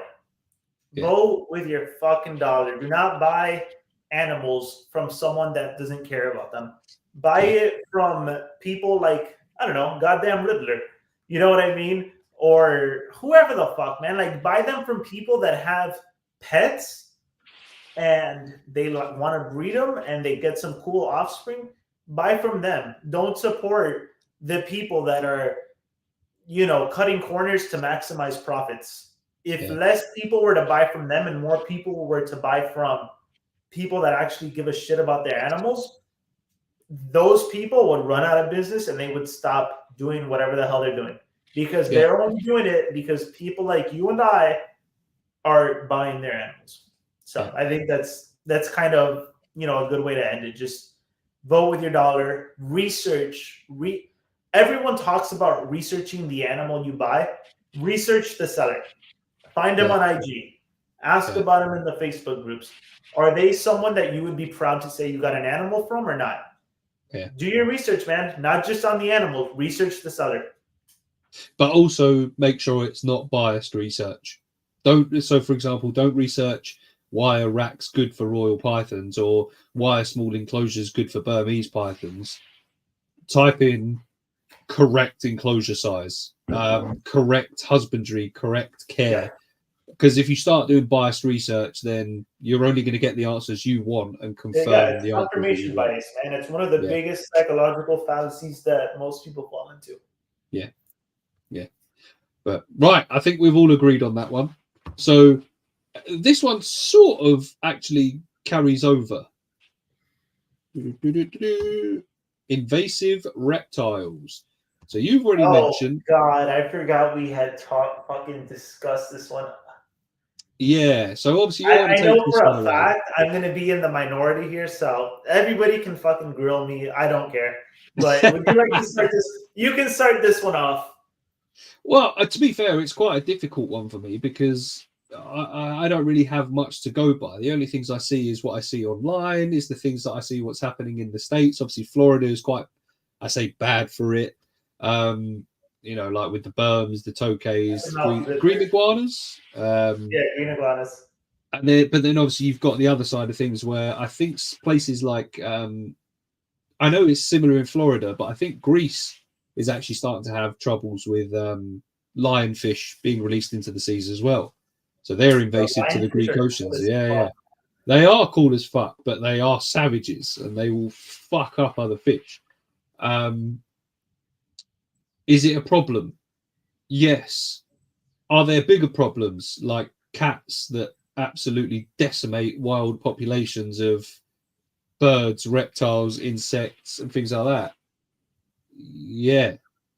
I've got cats. I've had outdoor cats, but we can't kill one because they're scaly and not the other because they're furry. Like, I don't want to kill either of them. Don't get me wrong. This isn't me saying go out and kill cats. But where is the line drawn, and what's the answer? Are we caught up in the chat? Because I have a feeling after I talk, there's going to be some more comments. So I just want to make sure we're kind of caught up first. Are we good? Pretty much, yeah. So obviously that was one comment I made. Noticed the shift in a few Facebook corn snake groups. Excellent. I think Australia has a bad problem with invasives too. Yeah, that's why their laws and regulations are so heavy, to be fair. Cane toads, yeah. All right, we're all caught up. So fire away. So I understand why people don't like invasives. Number one, that term is very, very fuck, man. The word is escaping me, but essentially it's very emotionally charged. It's meant to draw emotions. Yeah. For example, if we were talking about the US, we wouldn't say we fucking invaded another country. We would say we took over it, or we fucking whatever the fuck. Invade by itself has a negative connotation. So it's similar to, sorry, let me just jump in. It's similar to saying shark infested waters. That's where they live, bruv. They don't infest it. It's where they live. But yeah, go on. Thank you. Oh my God. Yes. And good job, Will. I see you've been practicing your English. Yes, it has a negative connotation to it. Yeah. My stance, honestly, and I don't care if people disagree with me. If you disagree with me, leave it in the fucking comment section. It's all love. I am against the killing of any invasive species. I think it is just morally unacceptable to kill an animal simply because it has been deemed invasive for a couple of reasons. Number one, there has been invasive animals throughout the history of the fucking earth. You know what I mean? Invasives have existed before you and I were here. They will exist, invasives, by the way, long after you are here.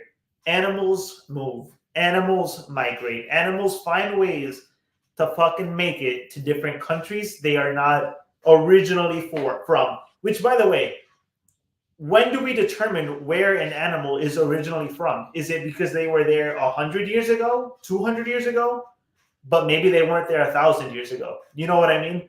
Like, how do we kind of draw that line? Like, oh, they're not from here. That's number one. They have been doing this shit for thousands of fucking years, but humans are fucking know-it-alls that think they know better.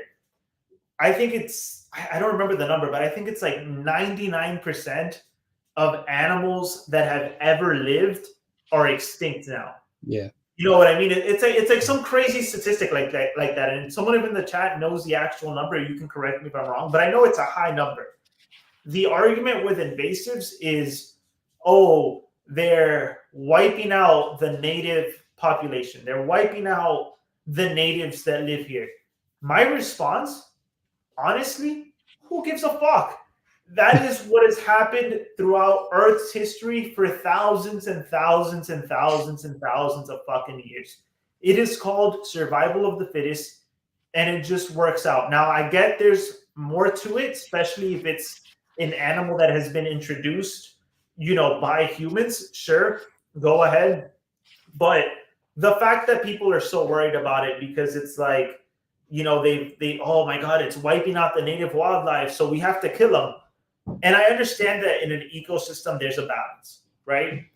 Guess what? If an animal or a species gets wiped out from that balance, more likely than not, something else will fill that niche. The ecosystem most likely will not just collapse because you lost one animal, or so are you on the take of they're living for them? Yes, but there's more to that. And this is why personally I'm not okay with killing animals. Here in Florida, for example, if I were to go herping, which I love herping, if I were to catch a Burmese python, right? Because you go outside, you herp, you pick up a snake. Legally, and this is why between me and the chat here, if this happens in a fucking herping video, I'm gonna cut it off before I release it to the wild, because guess what? I probably just fucking re-released it. I'm not gonna kill the animal. Legally, I have an obligation to kill the animal. It would be illegal for me to touch the animal that was right next to me and then not kill it. That's the law. It is illegal to not kill the fucking animal or to call someone to come and do it. I am a lot of things. I may not be the best fucking person in the world, but one thing I am not is a hypocrite. Humans are by far, it's not even close, the most invasive species on the fucking planet. Every single place we have touched Earth, like down on, has, like nature-wise, has become worse because we inhabit it. The world is overpopulated, but because we have fucking thumbs and a bigger brain, which clearly we don't use than most other species, we think that we are supreme. We can label other animals, oh, that's an invasive species. The government fucking tells you, oh, that's invasive, go kill it. And all these fucking idiots follow suit. Invasive, kill. Invasive, kill. I don't think that's morally okay to kill an animal because it was born at the wrong place at the wrong fucking time. You cannot give me a good argument as to why that is okay. I don't see it. I literally do not see it. I am not going to dirty my hands with blood and take the life of an innocent animal that has done nothing wrong other than being labeled as invasive by some government that is fucking trillions of dollars in debt. And not only that, dude, I got into it with someone on Facebook yesterday because they were talking about green iguanas, and Will backed me up on this, real ass motherfucker. We were talking about green iguanas, and someone's like, oh, they're eating the natives and the plants and shit. Hold on. Let me make sure. I can't do it right. This is a 0. 0 species in Florida have gone extinct because of the fucking green iguana. Do you know how many species have gone extinct because of the fucking government that you're kissing ass to, by the way, has decided to fucking overdevelop the land, wipe out native habitats, and they're telling you, oh, the green iguanas are the fucking problem. Get your head out of their fucking ass. Use your brain. Realize, like, it's not as simple as like, oh man, the ecosystem is going to shit because of these invasives. Like, there always needs to be a scapegoat. People are easily manipulated if you fucking string along their feelings, and they will fucking like just go to war with whatever the fucking government says. Like, I'm not gonna fucking shoot a green iguana with a crossbow, which, by the way, people in Florida do it. And I swear to God, I want to fucking break everyone's teeth that fucking does that shit. Like, it is so ridiculous and so hypocritical for me when someone says it's invasive, so I gotta kill it. I was like, okay, well, after you're done killing that iguana, why don't you go fucking slaughter your family and then put a bullet in your fucking head? Because you are more invasive than that animal is. And that's it. Like, people just think that their lives are just worth so much more than the lives of anything around them that they just, dude, they're like straight up, they just don't fucking think. Like, I think there's, and I'm I don't really want to like get too into it because I want to give you a chance to talk.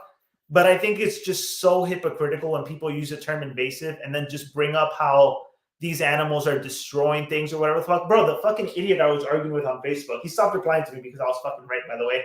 He's like, oh, you know, they're like destroying tunnels underground or some shit. And I was like, that's it? And I'm like, what about your government? Like, what? Have you seen Florida? Have you seen how many forests have been taken down? Have you seen how many swamps have been fucking drained to fucking build buildings and fucking commercial areas? Like, why are you on the side of the people doing that rather than the goddamn lizard that's here eating a few fucking plants? Like, not even eating other animals, just eating some fucking plants. Like, you sound fucking dense, man. But at the heart of it, I just think it's morally not right to kill an animal for being at the wrong place, wrong time, even if hypothetically it would serve some weird fucking greater good that we want to fucking convince ourselves exists, when like Earth has been doing fine without humans. It is doing shit now because of humans. Let things run its fucking course.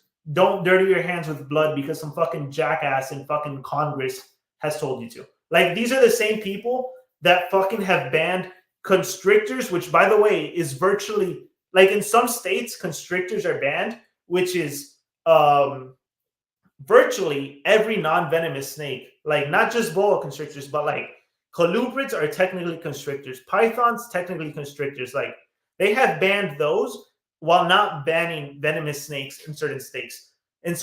So these are the fucking idiots that you're listening to. Like, these people have no idea about fucking animals. They're concerned with their fucking bottom line. They give people stupid fucking advice, and the majority of people are too lazy to just think for themselves. So they just follow suit.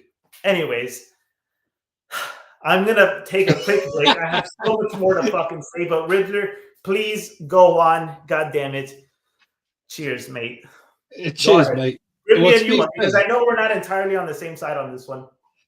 Well, no, the only thing, the thing that it popped up in my head that we were talking about this is one of the best memes. One of the best memes I've ever seen that is so true. Right? Are you ready for this? Hit me with it.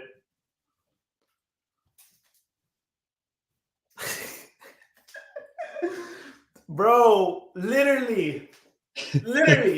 We think we're so much fucking better than everyone else. We're the only fucking dumbasses that do that shit. I'm just going to leave this on the screen for a minute. Let everyone appreciate exactly. I remember the first time I ever saw this meme and I went, yo, like, we can call humans as intelligent as we want, but we are the only creature that pays to live on planet Earth. I'm sorry, but that is wild, because it's so true. You've got, I know this is going in a complete different tangent, but you've got people that can't afford to eat, that can't afford to sleep in a warm home, that can't afford anything, that are dying in the streets basically because they can't afford to pay with money, which is a man-made concept anyway. And yet we're the ones calling animals stupid and dumb and things like that. I think it's mad. And it's this whole thing of invasive. Like, I get it. Like, the thing is, though, ecosystems can be quite fragile. But my take on it isn't that. My take on it isn't. It's similar to yours in a sense. I get it. Things evolve, things change, things happen. New predators turn up. It's survival of the fittest and things like that. But like I say, my biggest point with it is, like I say, I love cats. I have cats, but they're indoor cats. But you can't say to me, go out and kill every Burmese python you see because they're eating our natural, like the local animals, like the birds, the rabbits, the things like that, and then say the cats are fine, because they are worse. As if I remember correctly, statistically, the cats have been they are responsible for the extinction of some species. You know what the difference is? Yeah, cats, one's furry, one's scaly. By the way, I'm not a cat hater. Fuck, I should have brought my cat inside so people believe me. I love my cat. I am not a cat hater. The difference is cats are cute and cuddly, and conventionally, reptiles are scary. Bro, Yeah. look at the fucking Bible, bro. You know who's the main villain? The goddamn fucking snake that fucking told Eve to eat the apple. It's But a you lot see, easier yeah, to use fear because, like I said, bro, the government knows how to play on people's emotions. yeah, They know that if they try villainizing cats, people are gonna be like, "Fuck you, bitch! I love my yeah, yeah, cats." yeah, yeah, You yeah, villainize literally. snakes, people are gonna be like, "Yeah, I don't like snakes. Yeah, yeah, they're the bad guys." But this is the thing in most kids' stories, in most things like that, like you say in the Bible, in stories and things like that, the villains are the reptiles. The snakes are seen as evil. You know, the snakes, the spiders, these are all villainized. The sharks, these are all. Sorry, I love sharks. I keep going on about and bringing them up. I I like love sharks. sharks too. But this is the problem. And if it's instilled in you from a young age, that's where the problem lies. A child's mind is like a sponge. So if you tell that child snakes are evil, they kill everything, they're horrible, kill them when you see them, that child is going to grow up believing that. But that same person is going to say, we love cats, they're furry, they're fluffy, they're cute, they're sweet. Oh, look, it's brought you a present, it's brought you a dead mouse. Well, hang on a second, that could have been the last fucking mouse in that family. You know what I mean? This is the difference. Like, Yeah.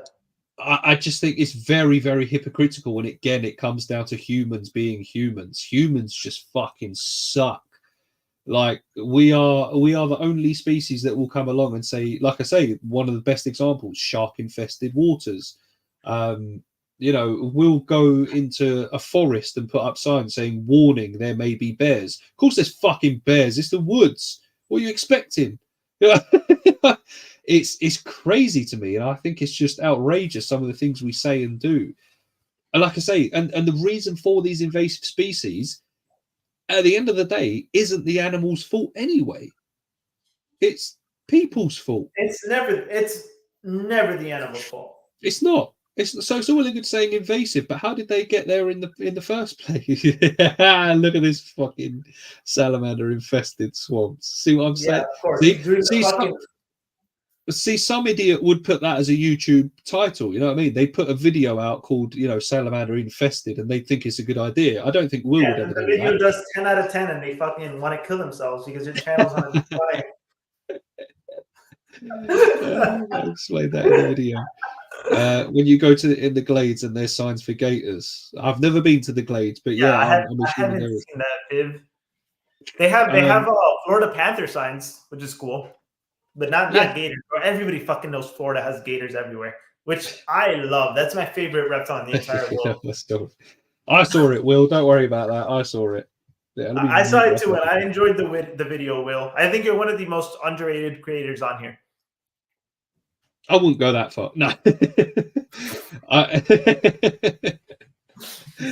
Yeah, my favorite thing about that video was the herp decks. I think if you haven't seen that one, ladies and gents, help Will out a little bit. And if you're into Pokemon, especially, go and check out the herp decks because it is sick. All right. Times are tough, man. That's how that's. I think that's the first shout out you've ever given him. That's how you know times are tough. Come on, guys. Well, that's because he's been smashing me for pause. That's it for views and subscribers anyway. So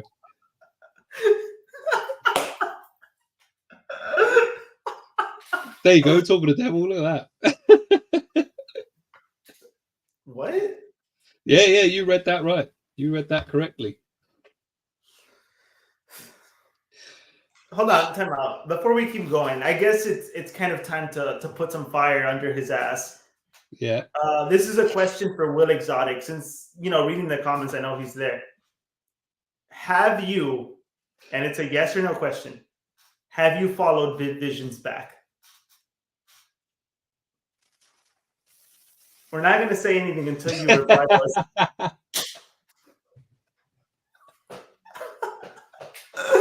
Bro, Will is an asshole, man. Like, he's genuinely one of the worst people I know. He's a dick, man. The thing is, though, you got to cut him some slack. He's quite young, though, isn't he? Bless him. He's young and naive. Yeah. Is he actually old enough to drink yet, or what? He's not, man. But I mean, shit. When he comes down here, we'll drink a few beers, go to the Everglades. Me and Will chat. He's all good.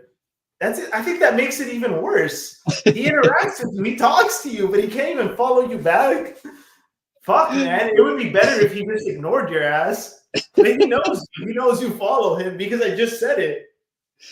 We've gone on That's that another bit of it. nervous cough. I know that cough. That's that Oh, nervous cough. fucking hell. You did it when we were talking about black tree monitors. Yeah, look, that was you putting words in my mouth. Don't even try that shit. There I am trying to. He's gone. He's gone. Oh God, that was your fault. That was all I said. Almost choked on my tea, you bitch. All I said was that the blacks are bottom of my list with regards to tree monitors. Now, if that's clipped, if someone clips that, I'm in trouble. But with regards to tree monitors, blacks are the bottom of my list, which sounds awful, but we're talking just tree monitors, all right? So let's leave it at that. What about for people? Where would they rank? They're up there. Don't worry, they're up there. They're up there.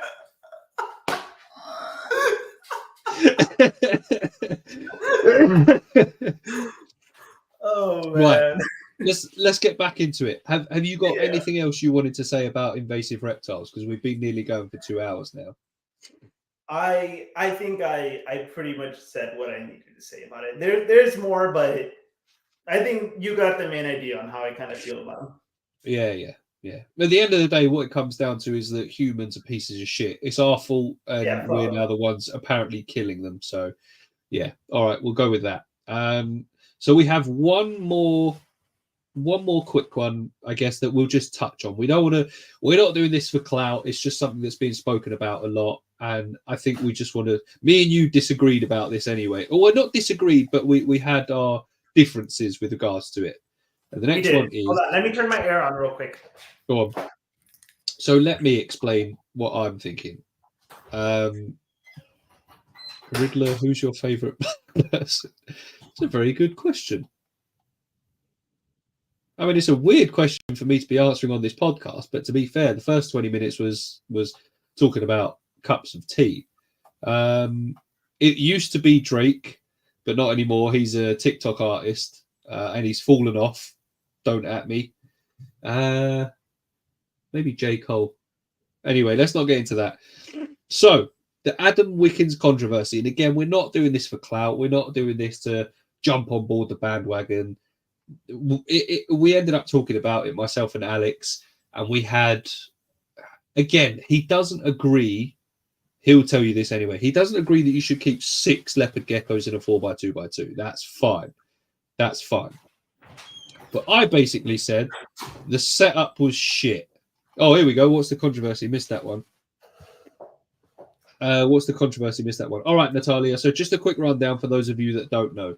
Essentially, Adam Wickens decided to set up a 4x2x2 enclosure and put 6 unrelated female leopard geckos in there.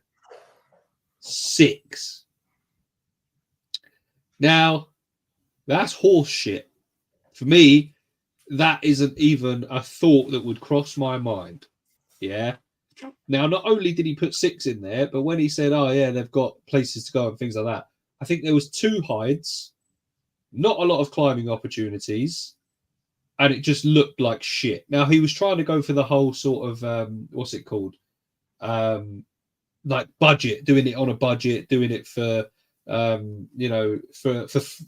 not that much money and things like that. So it was piss poor, in my opinion. And in actual fact, I wouldn't put 1 leopard gecko in there because it just wasn't a good setup. What was your take on it? Dude, I didn't know your take was so radical on it that you wouldn't keep 1 in there. It was. I honestly thought the enclosure was god awful. I thought it was really poor. Sorry, I thought my fucking California king snake escaped again, but he's fine. God, I hate this fucking snake sometimes. Dude, they are escape artists, man. My take on it is that you're wrong. Actually, that's my take. So here's the thing. Does the enclosure look like shit? Yes. I don't think it's easy on the eyes. I really don't. I don't think I would make an enclosure like that because I like my enclosures to be aesthetically pleasing. However, do the fucking animals care about aesthetics? They do not. They don't No, wipe no, their they don't. ass. But if they did, guess what they would do? They would wipe their ass with aesthetics, right? Number one, it doesn't have two heights. I don't know if you saw the video, but I'm sorry, his follow-up video, he's got a high minimum per gecko. Like the bricks, the way he has them set up, it doesn't really look like it if you just look at it from the outside, but if you look in the enclosure, he has many, many hides, more than two. I don't know if it's six, but I know it's at least like 4 or 5. I think maybe even 6. Climbing opportunities, he's got the ton of branches that they can climb. And in his B-roll, they're like climbing on it. It's got like fucking like 20, 30 pieces of branches, kind of just stacked, kind of crisscross like this. Leopard geckos don't really climb. They do climb, but they don't need a ton of vertical room. You know what I mean? Like if they can get it off the ground, they're happy. So I had it's no like issue. I've got a cork stack in my. I've not got branches. I've got a cork stack that she can climb and hide in and things like that. Sorry, what stack? Cork, as in cork bark. No, not cock. Cork. I don't know what. No, like I'm not even joking. I don't know what cock is. Of course. No, I swear to God, I don't know what you're talking about. Right. What did you buy for? You know your Kimberley Rock. Those pieces of wood that you put in the back, like the square pieces. Cork. Oh, cork. That's what I said. Cork. Yeah. Bro, you did not say cork. You said cork.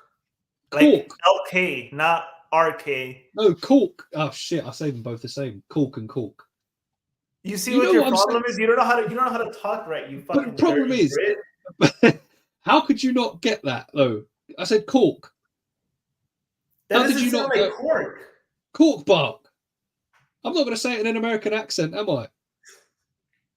Well, it would be kind of courteous if you did, considering you're talking to an American co-host. No, I'm a civilized person. I speak in good old-fashioned British, in English, in UK style. We don't talk your nonsense over here. Whatever.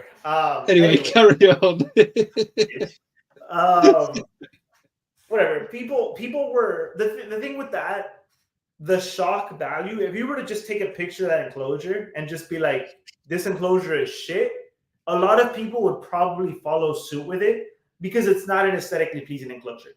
And I think that's where a lot of the hate came from. And like he mentioned it too, when he dropped that video, I saw it maybe a day or two after it dropped. Zero issue with it. If you go based on number one, so a lot of the arguments people were making were, oh, leopard geckos are solitary creatures. Number one, that's completely wrong. That's kind of an old idea that people had, and I really do think the reason it was kind of perpetuated. I'm sorry. Perpetuated? Is that what you're trying to say? Yes, thank you. That's the word. Yeah. That's the word. Was because the standards of care 10, 15, 20 years ago, even though I'm not fully happy with how they are now, they have come a long way. Back then, people were keeping leopard geckos in literally 5 and 10 gallon enclosures. Yeah. So no fucking shit. If you kept 2 geckos in a tank, they were gonna fight. Yeah. So that's why people were like, "Oh yeah, they're solitary creatures." Obviously, you cannot keep males together, but that goes for really a lot of animals. But this idea that they're solitary creatures and what he's doing is wrong. Because that was one of the main points that people brought against him. Like, oh, they're solitary creatures. That's not true. Look at where they live. They are often found in groups, right? Yeah. They're often found in very complex social groups. Usually it's a male and a few females, or, you know, a bunch of fucking females, whatever the fuck. But they are found in groups. Then the next argument was, oh, but in the wild, they have all this room and you know, they can get away from each other. And it's like, that's a fair point, but you cannot say that while also then saying, like, if you're going to argue that, then why the fuck do they choose to be together? If they have all this room, yet they prefer to be together. So it What, in kind of the doesn't wild, make or sense. Sorry, you go mean in ahead. the wild? Do you mean in the wild? In the wild, yeah. Yeah. So in the wild, they're in groups. So he was saying, hey, in the wild, they're in groups. And then people are like, yeah, but in the wild, they have all this room to get away from each other. Then it's kind of like, if they wanted to be away from each other and they have the room to be away from each other, why are they always found together?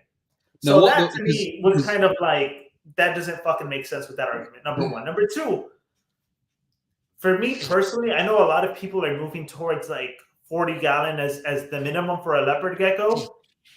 I think that's fine. If you want to give them 40 gallons, by all means. I really don't think that they need that large of an enclosure. I think if you give them a 20, they're fine. You give them more, even better. Nothing against that at all. But when I think of minimum, I think not minimum required to survive, but minimum to, have an enriched life, be able to move around, do things. Leopard geckos really are not that active compared to other species. I'm not gonna, call them like a pet rock, because I think that's the dumbest fucking term ever. But you give them, decent amount of room to explore and whatever the fuck, they'll use it, sure, but it's not like for example, a monitor that's always going to be out exploring, moving around, whatever the fuck. And the reason I know this is because I had 2 leopard geckos. I gave them a bigger tank at one point. They really did not become that much more active afterwards. I gave them a lot more climbing opportunities. Every once in a while they would use it. It wasn't, a major thing. And I had 2 females together in a 20 for 7 years before one of them passed away. And she didn't pass away because they fought or anything like that. It was an error on my end with a heating element. That kind of just went faulty while I was on vacation. Unfortunately, one of them passed away. She didn't have any, injuries or anything like that to indicate that she had been in a fight with the other gecko. They were fine in a 20 for fucking 7 years. So with that argument, you're technically giving them like 10 gallons per gecko, which really I probably wouldn't do again. I think if I were to keep 2 again, I would have them in at least a 30 or a 40. But even with that logic, 20 gallons a gecko, that's how much they have in there. He's been keeping geckos for 10, 15 years, and he has done it communally for years. So this was just the first time he showed this. Hasn't reported any issues with it. And really all the hate came because, what's her name? Dude, I think it's just fucking plain old leopard gecko on YouTube made a video kind of like reacting to it. And then people started like getting upset. Realistically, dude, I think a lot of the reason why he caught so much heat is because, as much as I hate the fucking part of the community that is just so not caring for the animals, there's also another part of the community that is overly woke per se, and are just very, very quick to just bash something if it's kind of like the trend. So I think people saw that and they just got on their high horses and they're like, oh yeah, fuck you, like this is horrible, this is terrible, yada yada, whatever the fuck. When the guy has been doing it, and he said it himself, and I don't think he would lie about it because he's always come off as very transparent to me. He's told experiences and mistakes he's had in the past without really holding back. So I don't think he's lying about it. He's been doing this shit for 10, 15, 20 years without issues. Suddenly there's a few TikToks that go viral. There's, the one fucking YouTuber that attacks him for it.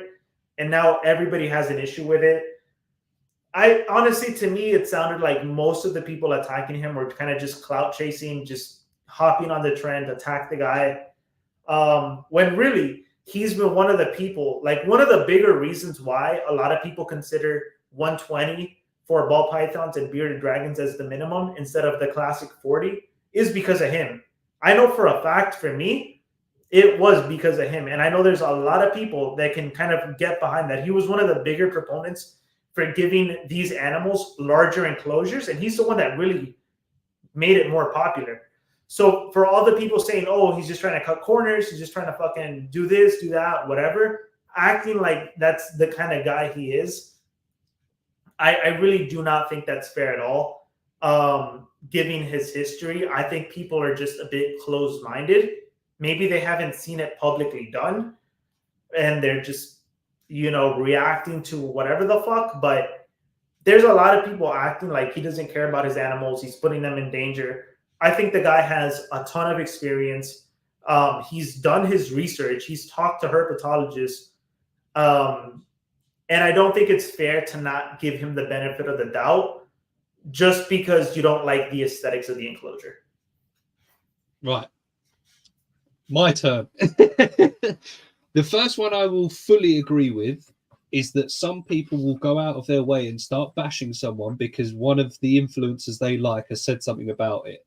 That is a problem, because what they'll do is they'll go, this person I like doesn't like that, which means I don't like that either.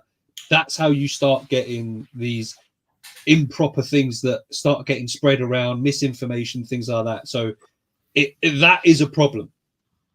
If I don't think, in all fairness to Leopard Gecko YouTube, I don't think she started it. She did do a reaction video, but that's because the ball had already started rolling. I think it started on TikTok, from what I heard. Yeah, and then the amount of people that started messaging her, because obviously she's into leopard geckos, that were saying, have you seen it? Have you seen it? Are you going to react to it? I think that's then what did it, and then it took off even higher. I think that's what that was. So I don't think it was her that started it, but I think her reaction video did blow it up that little bit more. And like I say, I do agree with you that people jump on others without doing their own research and they just follow others. The thing is, my problem wasn't with the aesthetics. It looked like shit, but that's not what my problem is. My problem is putting 6 of them in such a small space. I told you about Norwich Reptile Shed, Jamie. He's got a 4x2x2. I don't know what that is in gallons, I'm afraid. I don't know. I have seen his channel, by the way. And he has decked it out.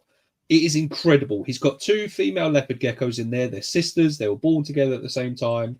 But I'm pretty sure he's got multiple basking spots, multiple areas to feed, so there's no competition at all. In actual fact, I think sometimes he tongue feeds as well. So he knows that they're both getting food. Now, that's different because he cited a paper in his video. He literally said at the very beginning, I'm citing a paper. This isn't me saying I think this is the right thing. I'm citing a paper that basically says a herpetologist went out there and did research and said that these animals, they live in communal groups, but usually during the days when they're sort of sleeping and basking and things like that. So there's not any sort of competition for food. When it comes to dawn and dusk, when they're out hunting and looking for food and things like that, that's when they go their separate ways and start looking for food. So there's no competition. Now, you can't achieve that in a 4x2x2 with 6 leopard geckos. That's the difference. It's all well and good saying they all come together, but they're not together all of the time. This is the thing. Like, they might come together during the day, but they need ample space to get away from each other so that there's no food competition. Now, again, you could say just whack in 50 locusts or 50 crickets. But for me, 6 in a 4x2x2 is excessive. Like Jamie having 2 in there, fine. It works. He's been doing it. I think his are like 7 years old as well. It works. He's got the space. He's got plenty of that going on. And they can separate, and there's room that they can basically get lost and not see each other if they wish not to see each other. But 6 in a 4x2x2, I think is very, very, very, very excessive. I just think that's too many for one enclosure. But I'm also asking why is 6 excessive? It's because it's that many more mouths to feed.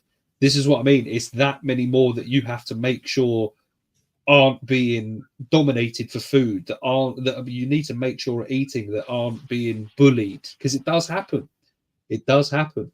You know, you've seen it does. You can have 2 in an enclosure, and it could be there could be problems. It just, if you're going to do it, you have to do it properly.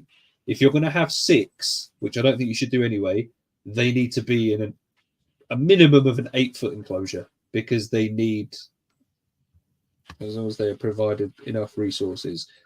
But this is the thing, and they are being watched over. But how long are you watching them for? Are you stood watching the enclosure 24 hours a day? This is the problem. But this is the problem. How do you know that? I think 6 is too many for a 4x2x2. I think it's very, very excessive. Yes, like I say, they're not as solitary as we first expected. We know that they do come together in groups, but that's the paper that he cited, and I did have a little scan through it. It's during the day, when they're not looking for food, and it's basically they do go their separate ways when it's time to feed, essentially. So I think 6 in a 4x2x2 is incredibly excessive. Can I go? Yeah, help yourself. So, I hope I remember everything, but to counter some of your points, so the fact that you cited what would you say his name was? Nordwick Reptiles? Norwich Reptile Shed. Okay, Norwich Reptile Shed. I did check his channel out. I haven't seen the video you're referring to, but I don't think that kind of argument is a good example. Like, okay, this guy did it and he only kept 2, so therefore Adams is wrong because he's keeping 6. Because by that logic, I can go check out, I don't know, I forgot the name of it, but there's a guy that, for example, he keeps a pair of green tree pythons in like an 8x4x6 or something like that. And he has like one in, dude, a massive enclosure. Like I'm talking like 5-6 feet long, like 6 feet high. If I was to use that same logic that you're using right now by like comparing him to Nordwick, then I would say anyone that keeps him in the shit I have behind me is wrong because so-and-so gave him more room. You know what I mean? Like, I don't think that's really fair to Adams or to anyone that's kind of doing something similar by like pointing out someone that's doing it, you know, just at a much larger scale and saying, because this person did it this way, you are wrong and you're not doing the same. When in reality, we have minimums for a reason. You go above and beyond, go ahead. By all fucking means, dude, more power to you. And as a matter of fact, I applaud it. But I'm not going to act like all of a sudden because someone else did it bigger, that is the new minimum. You know what I mean? That's kind of, you know, my initial thought to your first point. To your second point about at night, they kind of separate and, you know, they're together during the day and then they hunt separately at night. That's what you said, right? Yeah. You know why they do that? Because the fucking animals, the prey items are not going to come to them and they can just all eat. When I had my 2 together, bro, one dish, I put the fucking crickets, the mealworms, the waxworms, whatever the fuck it was I was feeding them. They would literally be side by side eating. Like, I didn't feel the need to, for example, put one dish on one end, one dish on the other end, because in the wild, they eat separately. They eat separately because they have to. The bugs are not going to fucking congregate together for them to just, you know, attack them at the same time. That's just how the wild works, man. So it's not about they want to eat alone. It's kind of they have to go out and look for their own bugs. In captivity, things are different, man. If we want to replicate the wild to its fullest extent, you know what we should be doing? We should introduce parasites and predators into our enclosures. You know what I mean? Like, I think looking at the wild is a really, really good starting point. But I think you also have to be able to kind of filter out and think about why certain things happen instead of it happens this way, therefore we have to do the exact same thing in captivity. I really do not think that leopard geckos give a fuck if you feed them in separate corners or if you put one big dish in the middle with a bunch of food, enough. Granted, you said 6 is a lot of resources, bro. Not to pocket watch, but the guy makes $2K a month off of just his Patreon. I think he can afford to give the goddamn 6 leopard geckos enough fucking crickets that cost $1 a dozen. You know what I mean? Like, yeah. Like, I really don't think that he's trying to like do this to like cheap out or cut corners or whatever the fuck. Like, the guy has money, man. Therefore, if you have 6 leopard geckos and you're fine with just throwing the animals in there, the prey items in there, and they go out and they fucking catch the animals, I think it's fine, man. Like, I don't think it needs to be an exact replication of the wild where they're all going their separate ways and eating. In the wild, they're doing that because they need to. In captivity, they don't need to do that. A lot of animals that brumate in the wild don't do so in captivity. Some of them do, but not all of them. You know what I mean? Like in captivity, it's completely different. Like we keep temperatures stable. There's so many different things that we do in captivity. So I don't think it's fair to kind of pick and choose and be like, oh, well, in the wild, they're separating at night. Why? Do you think that they're doing it because they're just so tired of being with the other leopard geckos during the day? If that's why you think they're doing it, then your point is valid. It's too many geckos in one enclosure because they can't get away from each other. I think it's probably much more likely that they're splitting up because the food isn't coming all into one place. You know what I mean? So I don't think it's enough to look at what they're doing in the wild. I think you have to look at why they're doing it in the wild. I think that's probably why they're separating at night. So if they can all just get their food at one place, if they're fine hanging out together during the daytime, I don't think it's like a fucking switch at night that goes off and it's like, I have to get away from these leopard geckos. You know what I mean? And I think there was a third point that you brought up that I'm forgetting to reply to. What the fuck did you say after the whole separating at night thing? I can't remember, to be honest with you, because I've been thinking about these points and I'm trying to think of rebuttals for these because just saying that has made me forget. Oh yeah, no. But the difference is, it's all well and good saying yeah, but in captivity you can make sure that they've got all the food. But the problem is it's natural instincts that even if there's nothing but plenty of crickets, they don't know how long those crickets are going to last. They're not there going, right, well, we've got 10 crickets here and we know that he's going to go out and buy some more next week.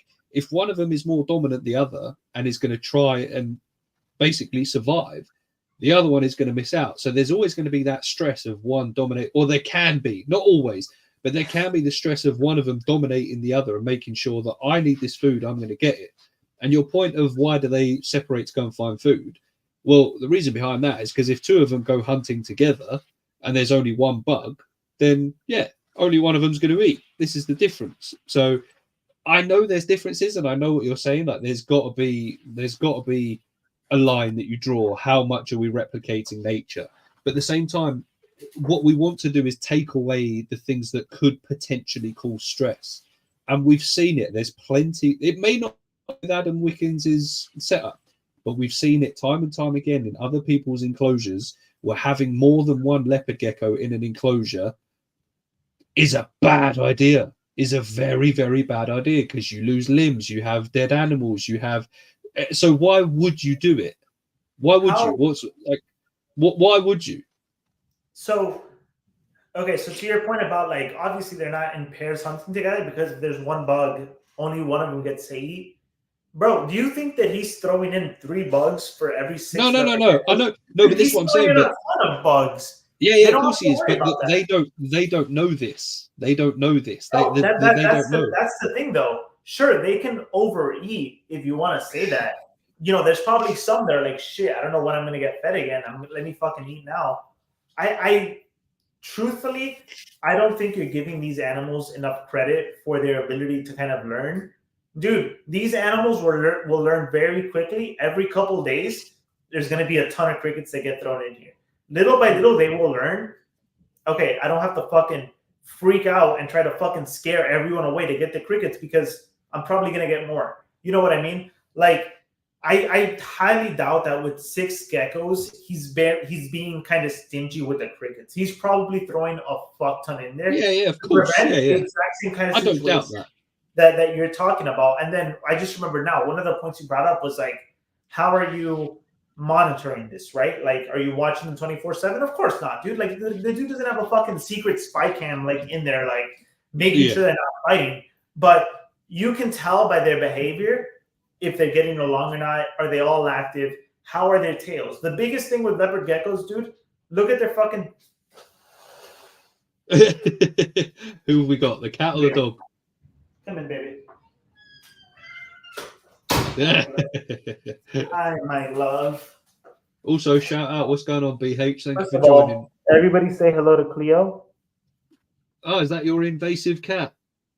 Yeah, Riddler, you can go eat a giant dick. Oh, my beauty. See, I'll be honest, my cat has been trying to get into this room for the last hour, and I've basically just told him to fuck off. No, her too, but her meows are starting to get a little bit annoying. I'd rather in. So they'll learn, man. Like they will learn. I don't think you're giving them enough credit for them being able to kind of learn and pick up on those things. But dude, leopard geckos, their tails will give it away, man.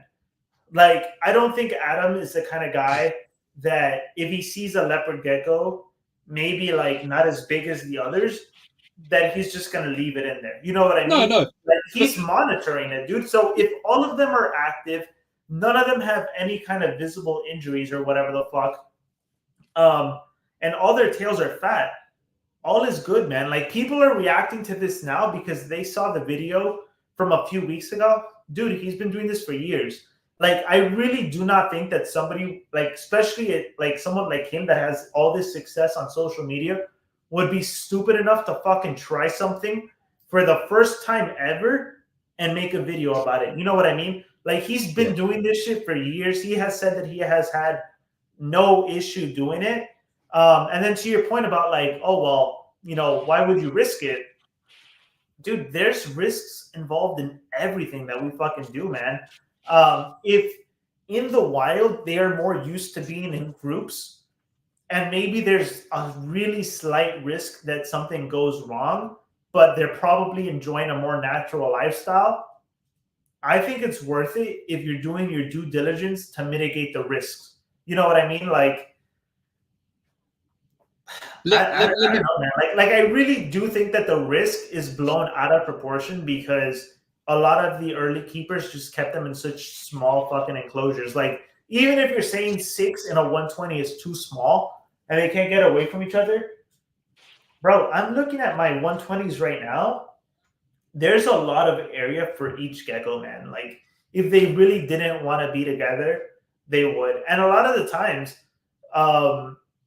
you know, people say like people try to say like, oh, you know, they're only together because they're competing for resources. That's the one you hear a lot.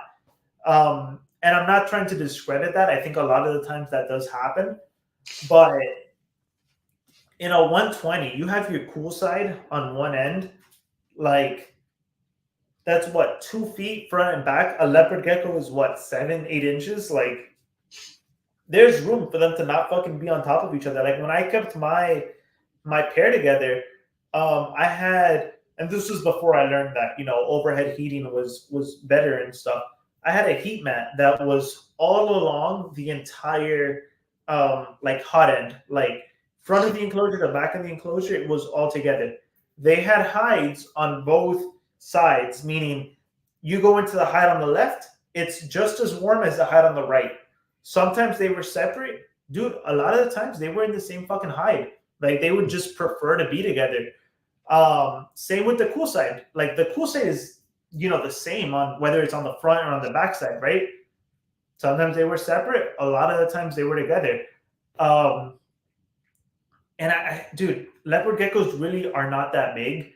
And with how many layers his enclosure kind of has with the bricks and the sticks, they have the chances to get away from each other, man. And I think a lot of the criticism is coming from people that have never tried it. And they're kind of just scared of trying something different or seeing someone go against like what's like traditionally like accepted. And if it was someone that has a reputation for kind of cutting corners or, you know, maybe putting profits above animals first, I would be a bit more skeptical. But I really, really, really do not think that's the case with Adam. I think he has done his due diligence, and I think most of the critics are people that have never tried it, and they have just been told not to do it, or it shouldn't be done a certain way. Like, dude, the guy that fucking invented, and I don't know much about Leos, I think it's temper or like Tremper albino gene or whatever the fuck. Dude, yeah. He kept groups of like 30 in not that big enclosures, and I'm not justifying that because that I think is too small.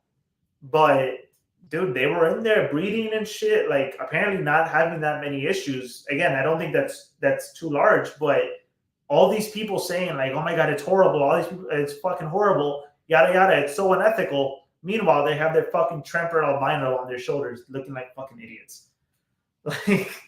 Like, dude, the guy that you got your leopard gecko from did much worse, and you're not attacking him because you have a vested interest in it. Let me put this to you though. So obviously, one of your points that you said there was he'd be able to keep it, like he'd be able to see it's all in the tail. He's kept them for this many years. He knows what the signs to look for if there's any like resource guarding, if there's any problems with dominating and things like that, and so he could separate them. Fine, right? But the problem is he's putting these videos out to hundreds of thousands of people. Like his following is major. So what about those following him that don't know the signs? Even if his are absolutely fine, even if his 6 are all spot on and he can tell what the problem is. Yeah. You just gave me a fucking alley-oop, bro. That is going to be the easiest point to counter. Keep going. Well, this is what I mean. Like, if he's putting it out to this many people and someone else wants to try it and they don't know as well, is he setting a good example?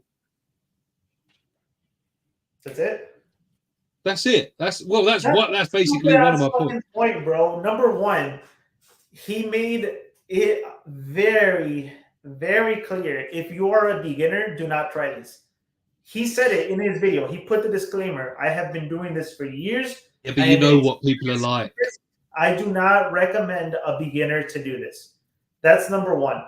So, this is the problem. And I'm not, saying this to like take a jab at you, but the problem with society is that we have a bunch of giant fucking man babies running around that need fucking safety labels on everything, bro. Yeah. Everything. Yeah, we do. Bro, yeah. The other fucking day, I don't even remember where the fuck I was shopping at. I saw, I think I was at Home Depot. There was a fucking band of batteries. You know what it said on the fucking packaging? You're not going to believe it. You're not going to believe it. It said, do not microwave. Who the fuck would microwave batteries? You know who? Some fucking idiot that probably tried it and then decided to sue the fucking battery company. Oh, it never said not to microwave it. You're a fucking dumbass, bro. Yeah. That's number one. If you put the disclaimer at the very beginning of the video, if a beginner decides to copy you, dude, that's not on him anymore. You cannot blame him for people, number one, not listening to the fucking disclaimer at the beginning, and number two, not doing their own research, realizing, okay, this is clearly not something I can take lightly because the guy I want to emulate just fucking told me not to take lightly. Like, you can't pick and choose what to fucking listen to. So that's number one. He made that disclaimer very, very, very fucking clear. So I don't think it's fair to say people are watching his videos and they're going to try and copy him. I really do not think that's fair because by that logic, bro, what's his name? Tyler Chandler. Fucking, god damn it. What's that guy with the fucking blonde guy with the hair that's one of Tyler's? Oh, no, sorry. Tyler Nolan. Tyler Nolan. And the other guy is Chandler. Chandler's Wildlife, yeah. Bro, all these fucking guys with the fucking venomous snakes, bro. By that logic, they should not be able to put out any videos because someone's going to try and copy them. The fucking guys that go out herping and they're fucking walking in waters with alligators nearby, they should not be able to put out fucking videos. Hell, Snake Discovery should not be able to fucking put out videos because they have fucking videos herping and fucking with venomous shit. Dave Kaufman, same fucking shit. Are we going to cancel all of them? No, because guess what they fucking do, man? They put a disclaimer before they do any of that fucking dumb shit. Hey, I'm experienced. Don't fucking copy this if you don't know what you're doing. Nobody bats a fucking eye. Like now, Wickens is doing it with leopard geckos, and it's like, oh, he's setting a fucking bad example, yada, yada, yada. He put a disclaimer, the same shit that everybody else fucking does, and now all of a sudden he's a bad example. Dude, I think that's bullshit. Like, god damn it, bro. I heard you. But I seriously think that's bullshit, dude. Like, he has the experience. You are allowed a certain amount of leeway that beginners are not. And if you have to just only show things that are okay for beginners to emulate, dude, I don't think that's fucking fair at all, man. Like, for example, I have a fucking Kimberly rock monitor, right? Is that a beginner species? Fuck no. I think that's probably an intermediate species. Am I not allowed to fucking show a video showing my setup or maybe showing someone, how to keep for them because a beginner may fuck it up? Like, you know what I mean? Like, no, dude, like not everything is gonna be fucking targeted to an audience. Like you can't look, the short and sweet of it, you cannot idiot proof everything. There's a lot of fucking idiots in this fucking world. Like the average person is a fucking dumbass. Straight up. That's my personal opinion. The average person, and I know that's an oxymoron before someone's like, oh, well, technically, shut the fuck up. The average person is a fucking dumbass. And we live in a society now where everyone is trying to fucking idiot proof everything. So if you're ready to cancel fucking Adam Wickens because, again, someone that I think has been a great ambassador for the hobby, because someone may try to copy him, even though he put a disclaimer, a very, very clear one at the start of the video. If you want to cancel him, then you're going to have to cancel everyone I just fucking mentioned, myself, because I show on video the green tree pythons too. Some species that are not beginner proof. Oh man, what if a beginner tries to get a green tree python? Like, bro, it makes no fucking sense, man. Like to me, that argument makes no fucking sense, man. Like, I do not want a society where we have to fucking idiot proof everything. Like, because I think people really need to start thinking for them fucking selves and just start making excuses. Oh, I saw this guy do it. Like, sorry, go ahead, Peter. You good? I'm good, man. This should just. The thing is, some of these topics like point to me a larger problem with society. Yeah. And it just bothers me how many people are just like so fucking stupid. So sorry. Well, let me firstly just say I don't think Adam Wickens should be cancelled. I don't think he should be cancelled. I'm not of the mob that I think he's done something that could potentially be classed as wrong. So cancel him, get rid of him, strip him of all his subscribers, his money, his livelihood. I completely disagree with that. I think that's bollocks. People are always pushing boundaries and people will always disagree with those boundaries. I get that. I fully get that. I like to say, I fully believe he shouldn't be cancelled. All I'm saying is he potentially may have just pushed it too much. That's literally all I'm saying. I think because he knows, the thing is, even though we've got idiot-proof things, you also have to read the room and understand what you're putting out and who to. Do you know what I mean? Like, it's all well and good having a disclaimer and things like that, but I think you need to remember what. I know we shouldn't let the world change us, and we shouldn't let it sort of basically determine what we do, when, and how. But at the same time, you need to be smart about it. Now, don't get me wrong. There's no such thing as bad publicity, and there's people that don't know who Adam Wickens is that now do. So it's probably done him a world of good, because even though he's battling all these people that are calling him a piece of shit, he's probably gained quite a few subscribers out of it who are backing him to the death as well. So that's cool. I hope he gets 1 million subscribers. But this is what I mean. Like, I don't think he should be cancelled. I think, in my personal opinion, and this is only my opinion, he pushed the boundaries too far, knowing that it wouldn't go down well. He knew that by putting 6 leopard geckos in a 4x2x2 would be controversial. He knew it would get people talking. He knew people would disagree with him. And at the same time, I still don't see why you do it. But again, that's not the argument. I just think, I don't know. I just think he could have done it better if he had to do it at all. I don't think he should be cancelled. We shouldn't idiot-proof the world because, like I say, then we're just getting rid of natural selection, basically. But the problem is when you start getting animals involved, these are creatures that can't stand up for themselves, and we need to do the best we can. We need to make sure that they are, whilst they're in captivity and in our care, we need to be caring for them as best we can, mitigating as many problems as we can. And the more, so with him, the more leopard geckos you add to such a small enclosure or to a smaller enclosure, the higher the risks. I think that's all it came down to for me. I didn't think, again, aesthetics, I don't think it looked great, fine, but that's not the biggest problem, because there's people that put bearded dragons in dolls' houses. I don't agree with that either. But as long as as long as they're getting what they need. But it's all about mitigating risks. And I think he's just done something that he knew he shouldn't have done, and is now upset that people are upset with him. But I think that's about it. I think I've made my point, to be fair. I'm not gonna beat this too much, but I don't think he did it to get a reaction out of people. I think if that was his intention, he would have titled it something like that, like, "Oh, I'm putting 6 geckos in one enclosure," or some bullshit like that. Like, Yeah. if I remember correctly, it was just like, build a fucking naturalistic enclosure or some shit like that. In all fairness, I couldn't find it. It took me for someone to post it for me to find He which posted one it like 3 weeks ago, dude. 3-4 weeks ago. Yeah. It's not even that old. I really, really do not think he did it for publicity. He might not have done it for publicity, but I think he knew it was coming.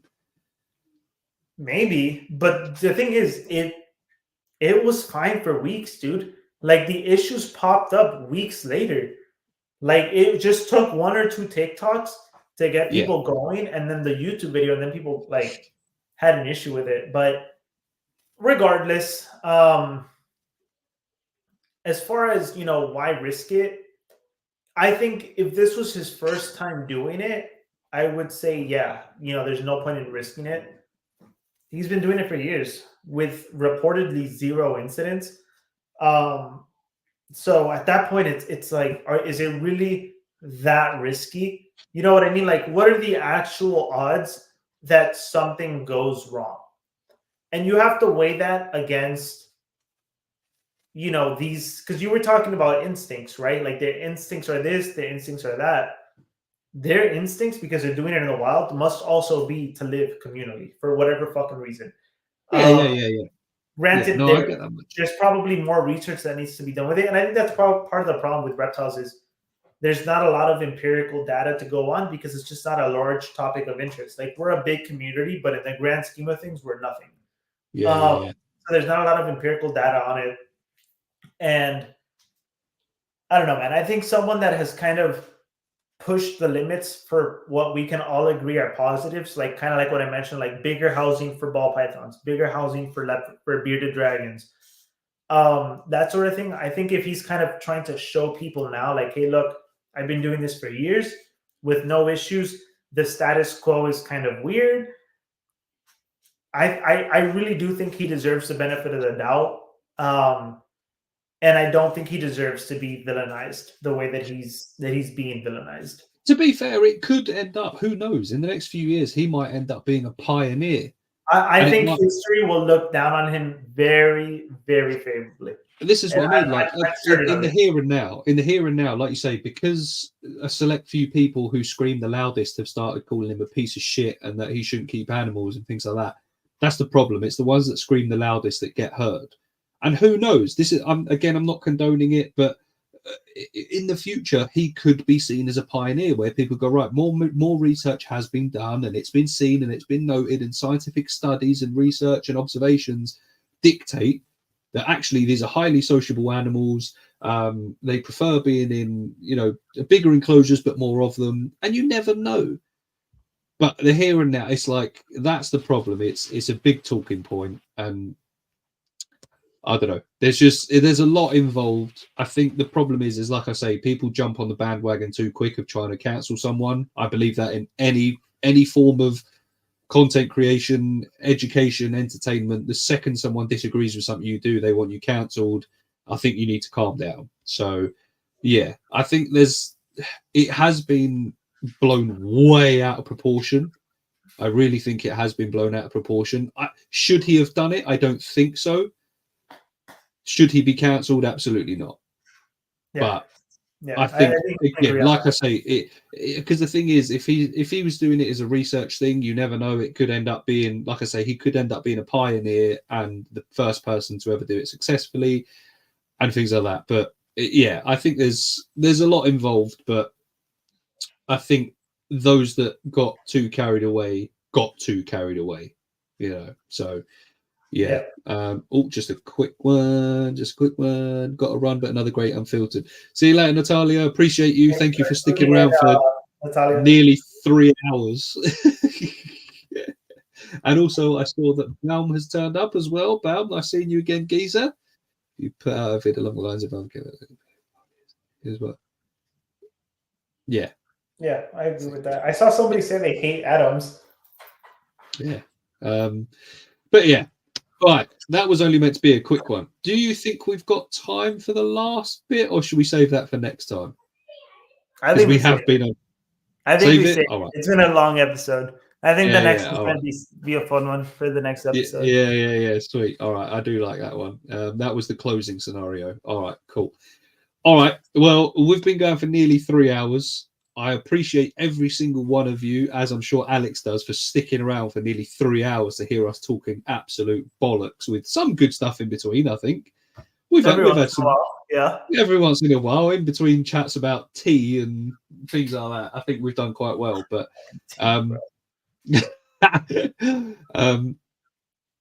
appreciate every single one of you. Thank you for sticking around. We're not sure when the next one will be. Again, it's mainly down to me and my shifts and my shift pattern and things like that. But where are we? We're early March. I'm assuming there'll be another one in March. We'll try and get another one in before March, maybe before. Yeah, I mean, we're hopefully doing like one a month, so maybe in March, early April, but early April potentially. But yeah, I think we'll try and get one more in before my next child is born, because that's going to be fun, mate. We're looking probably the show after you have a kid. You better put me ahead of that fucking unborn son of yours. No, that's daughter. Yeah, it's a little girl that's coming. But I had a feeling it was a girl. You look like a girl. True tales first. But so appreciate you all, and the closing scenario that we had. Maybe we'll do it as the opening scenario next time. What do you reckon? Or should we just do another fight one?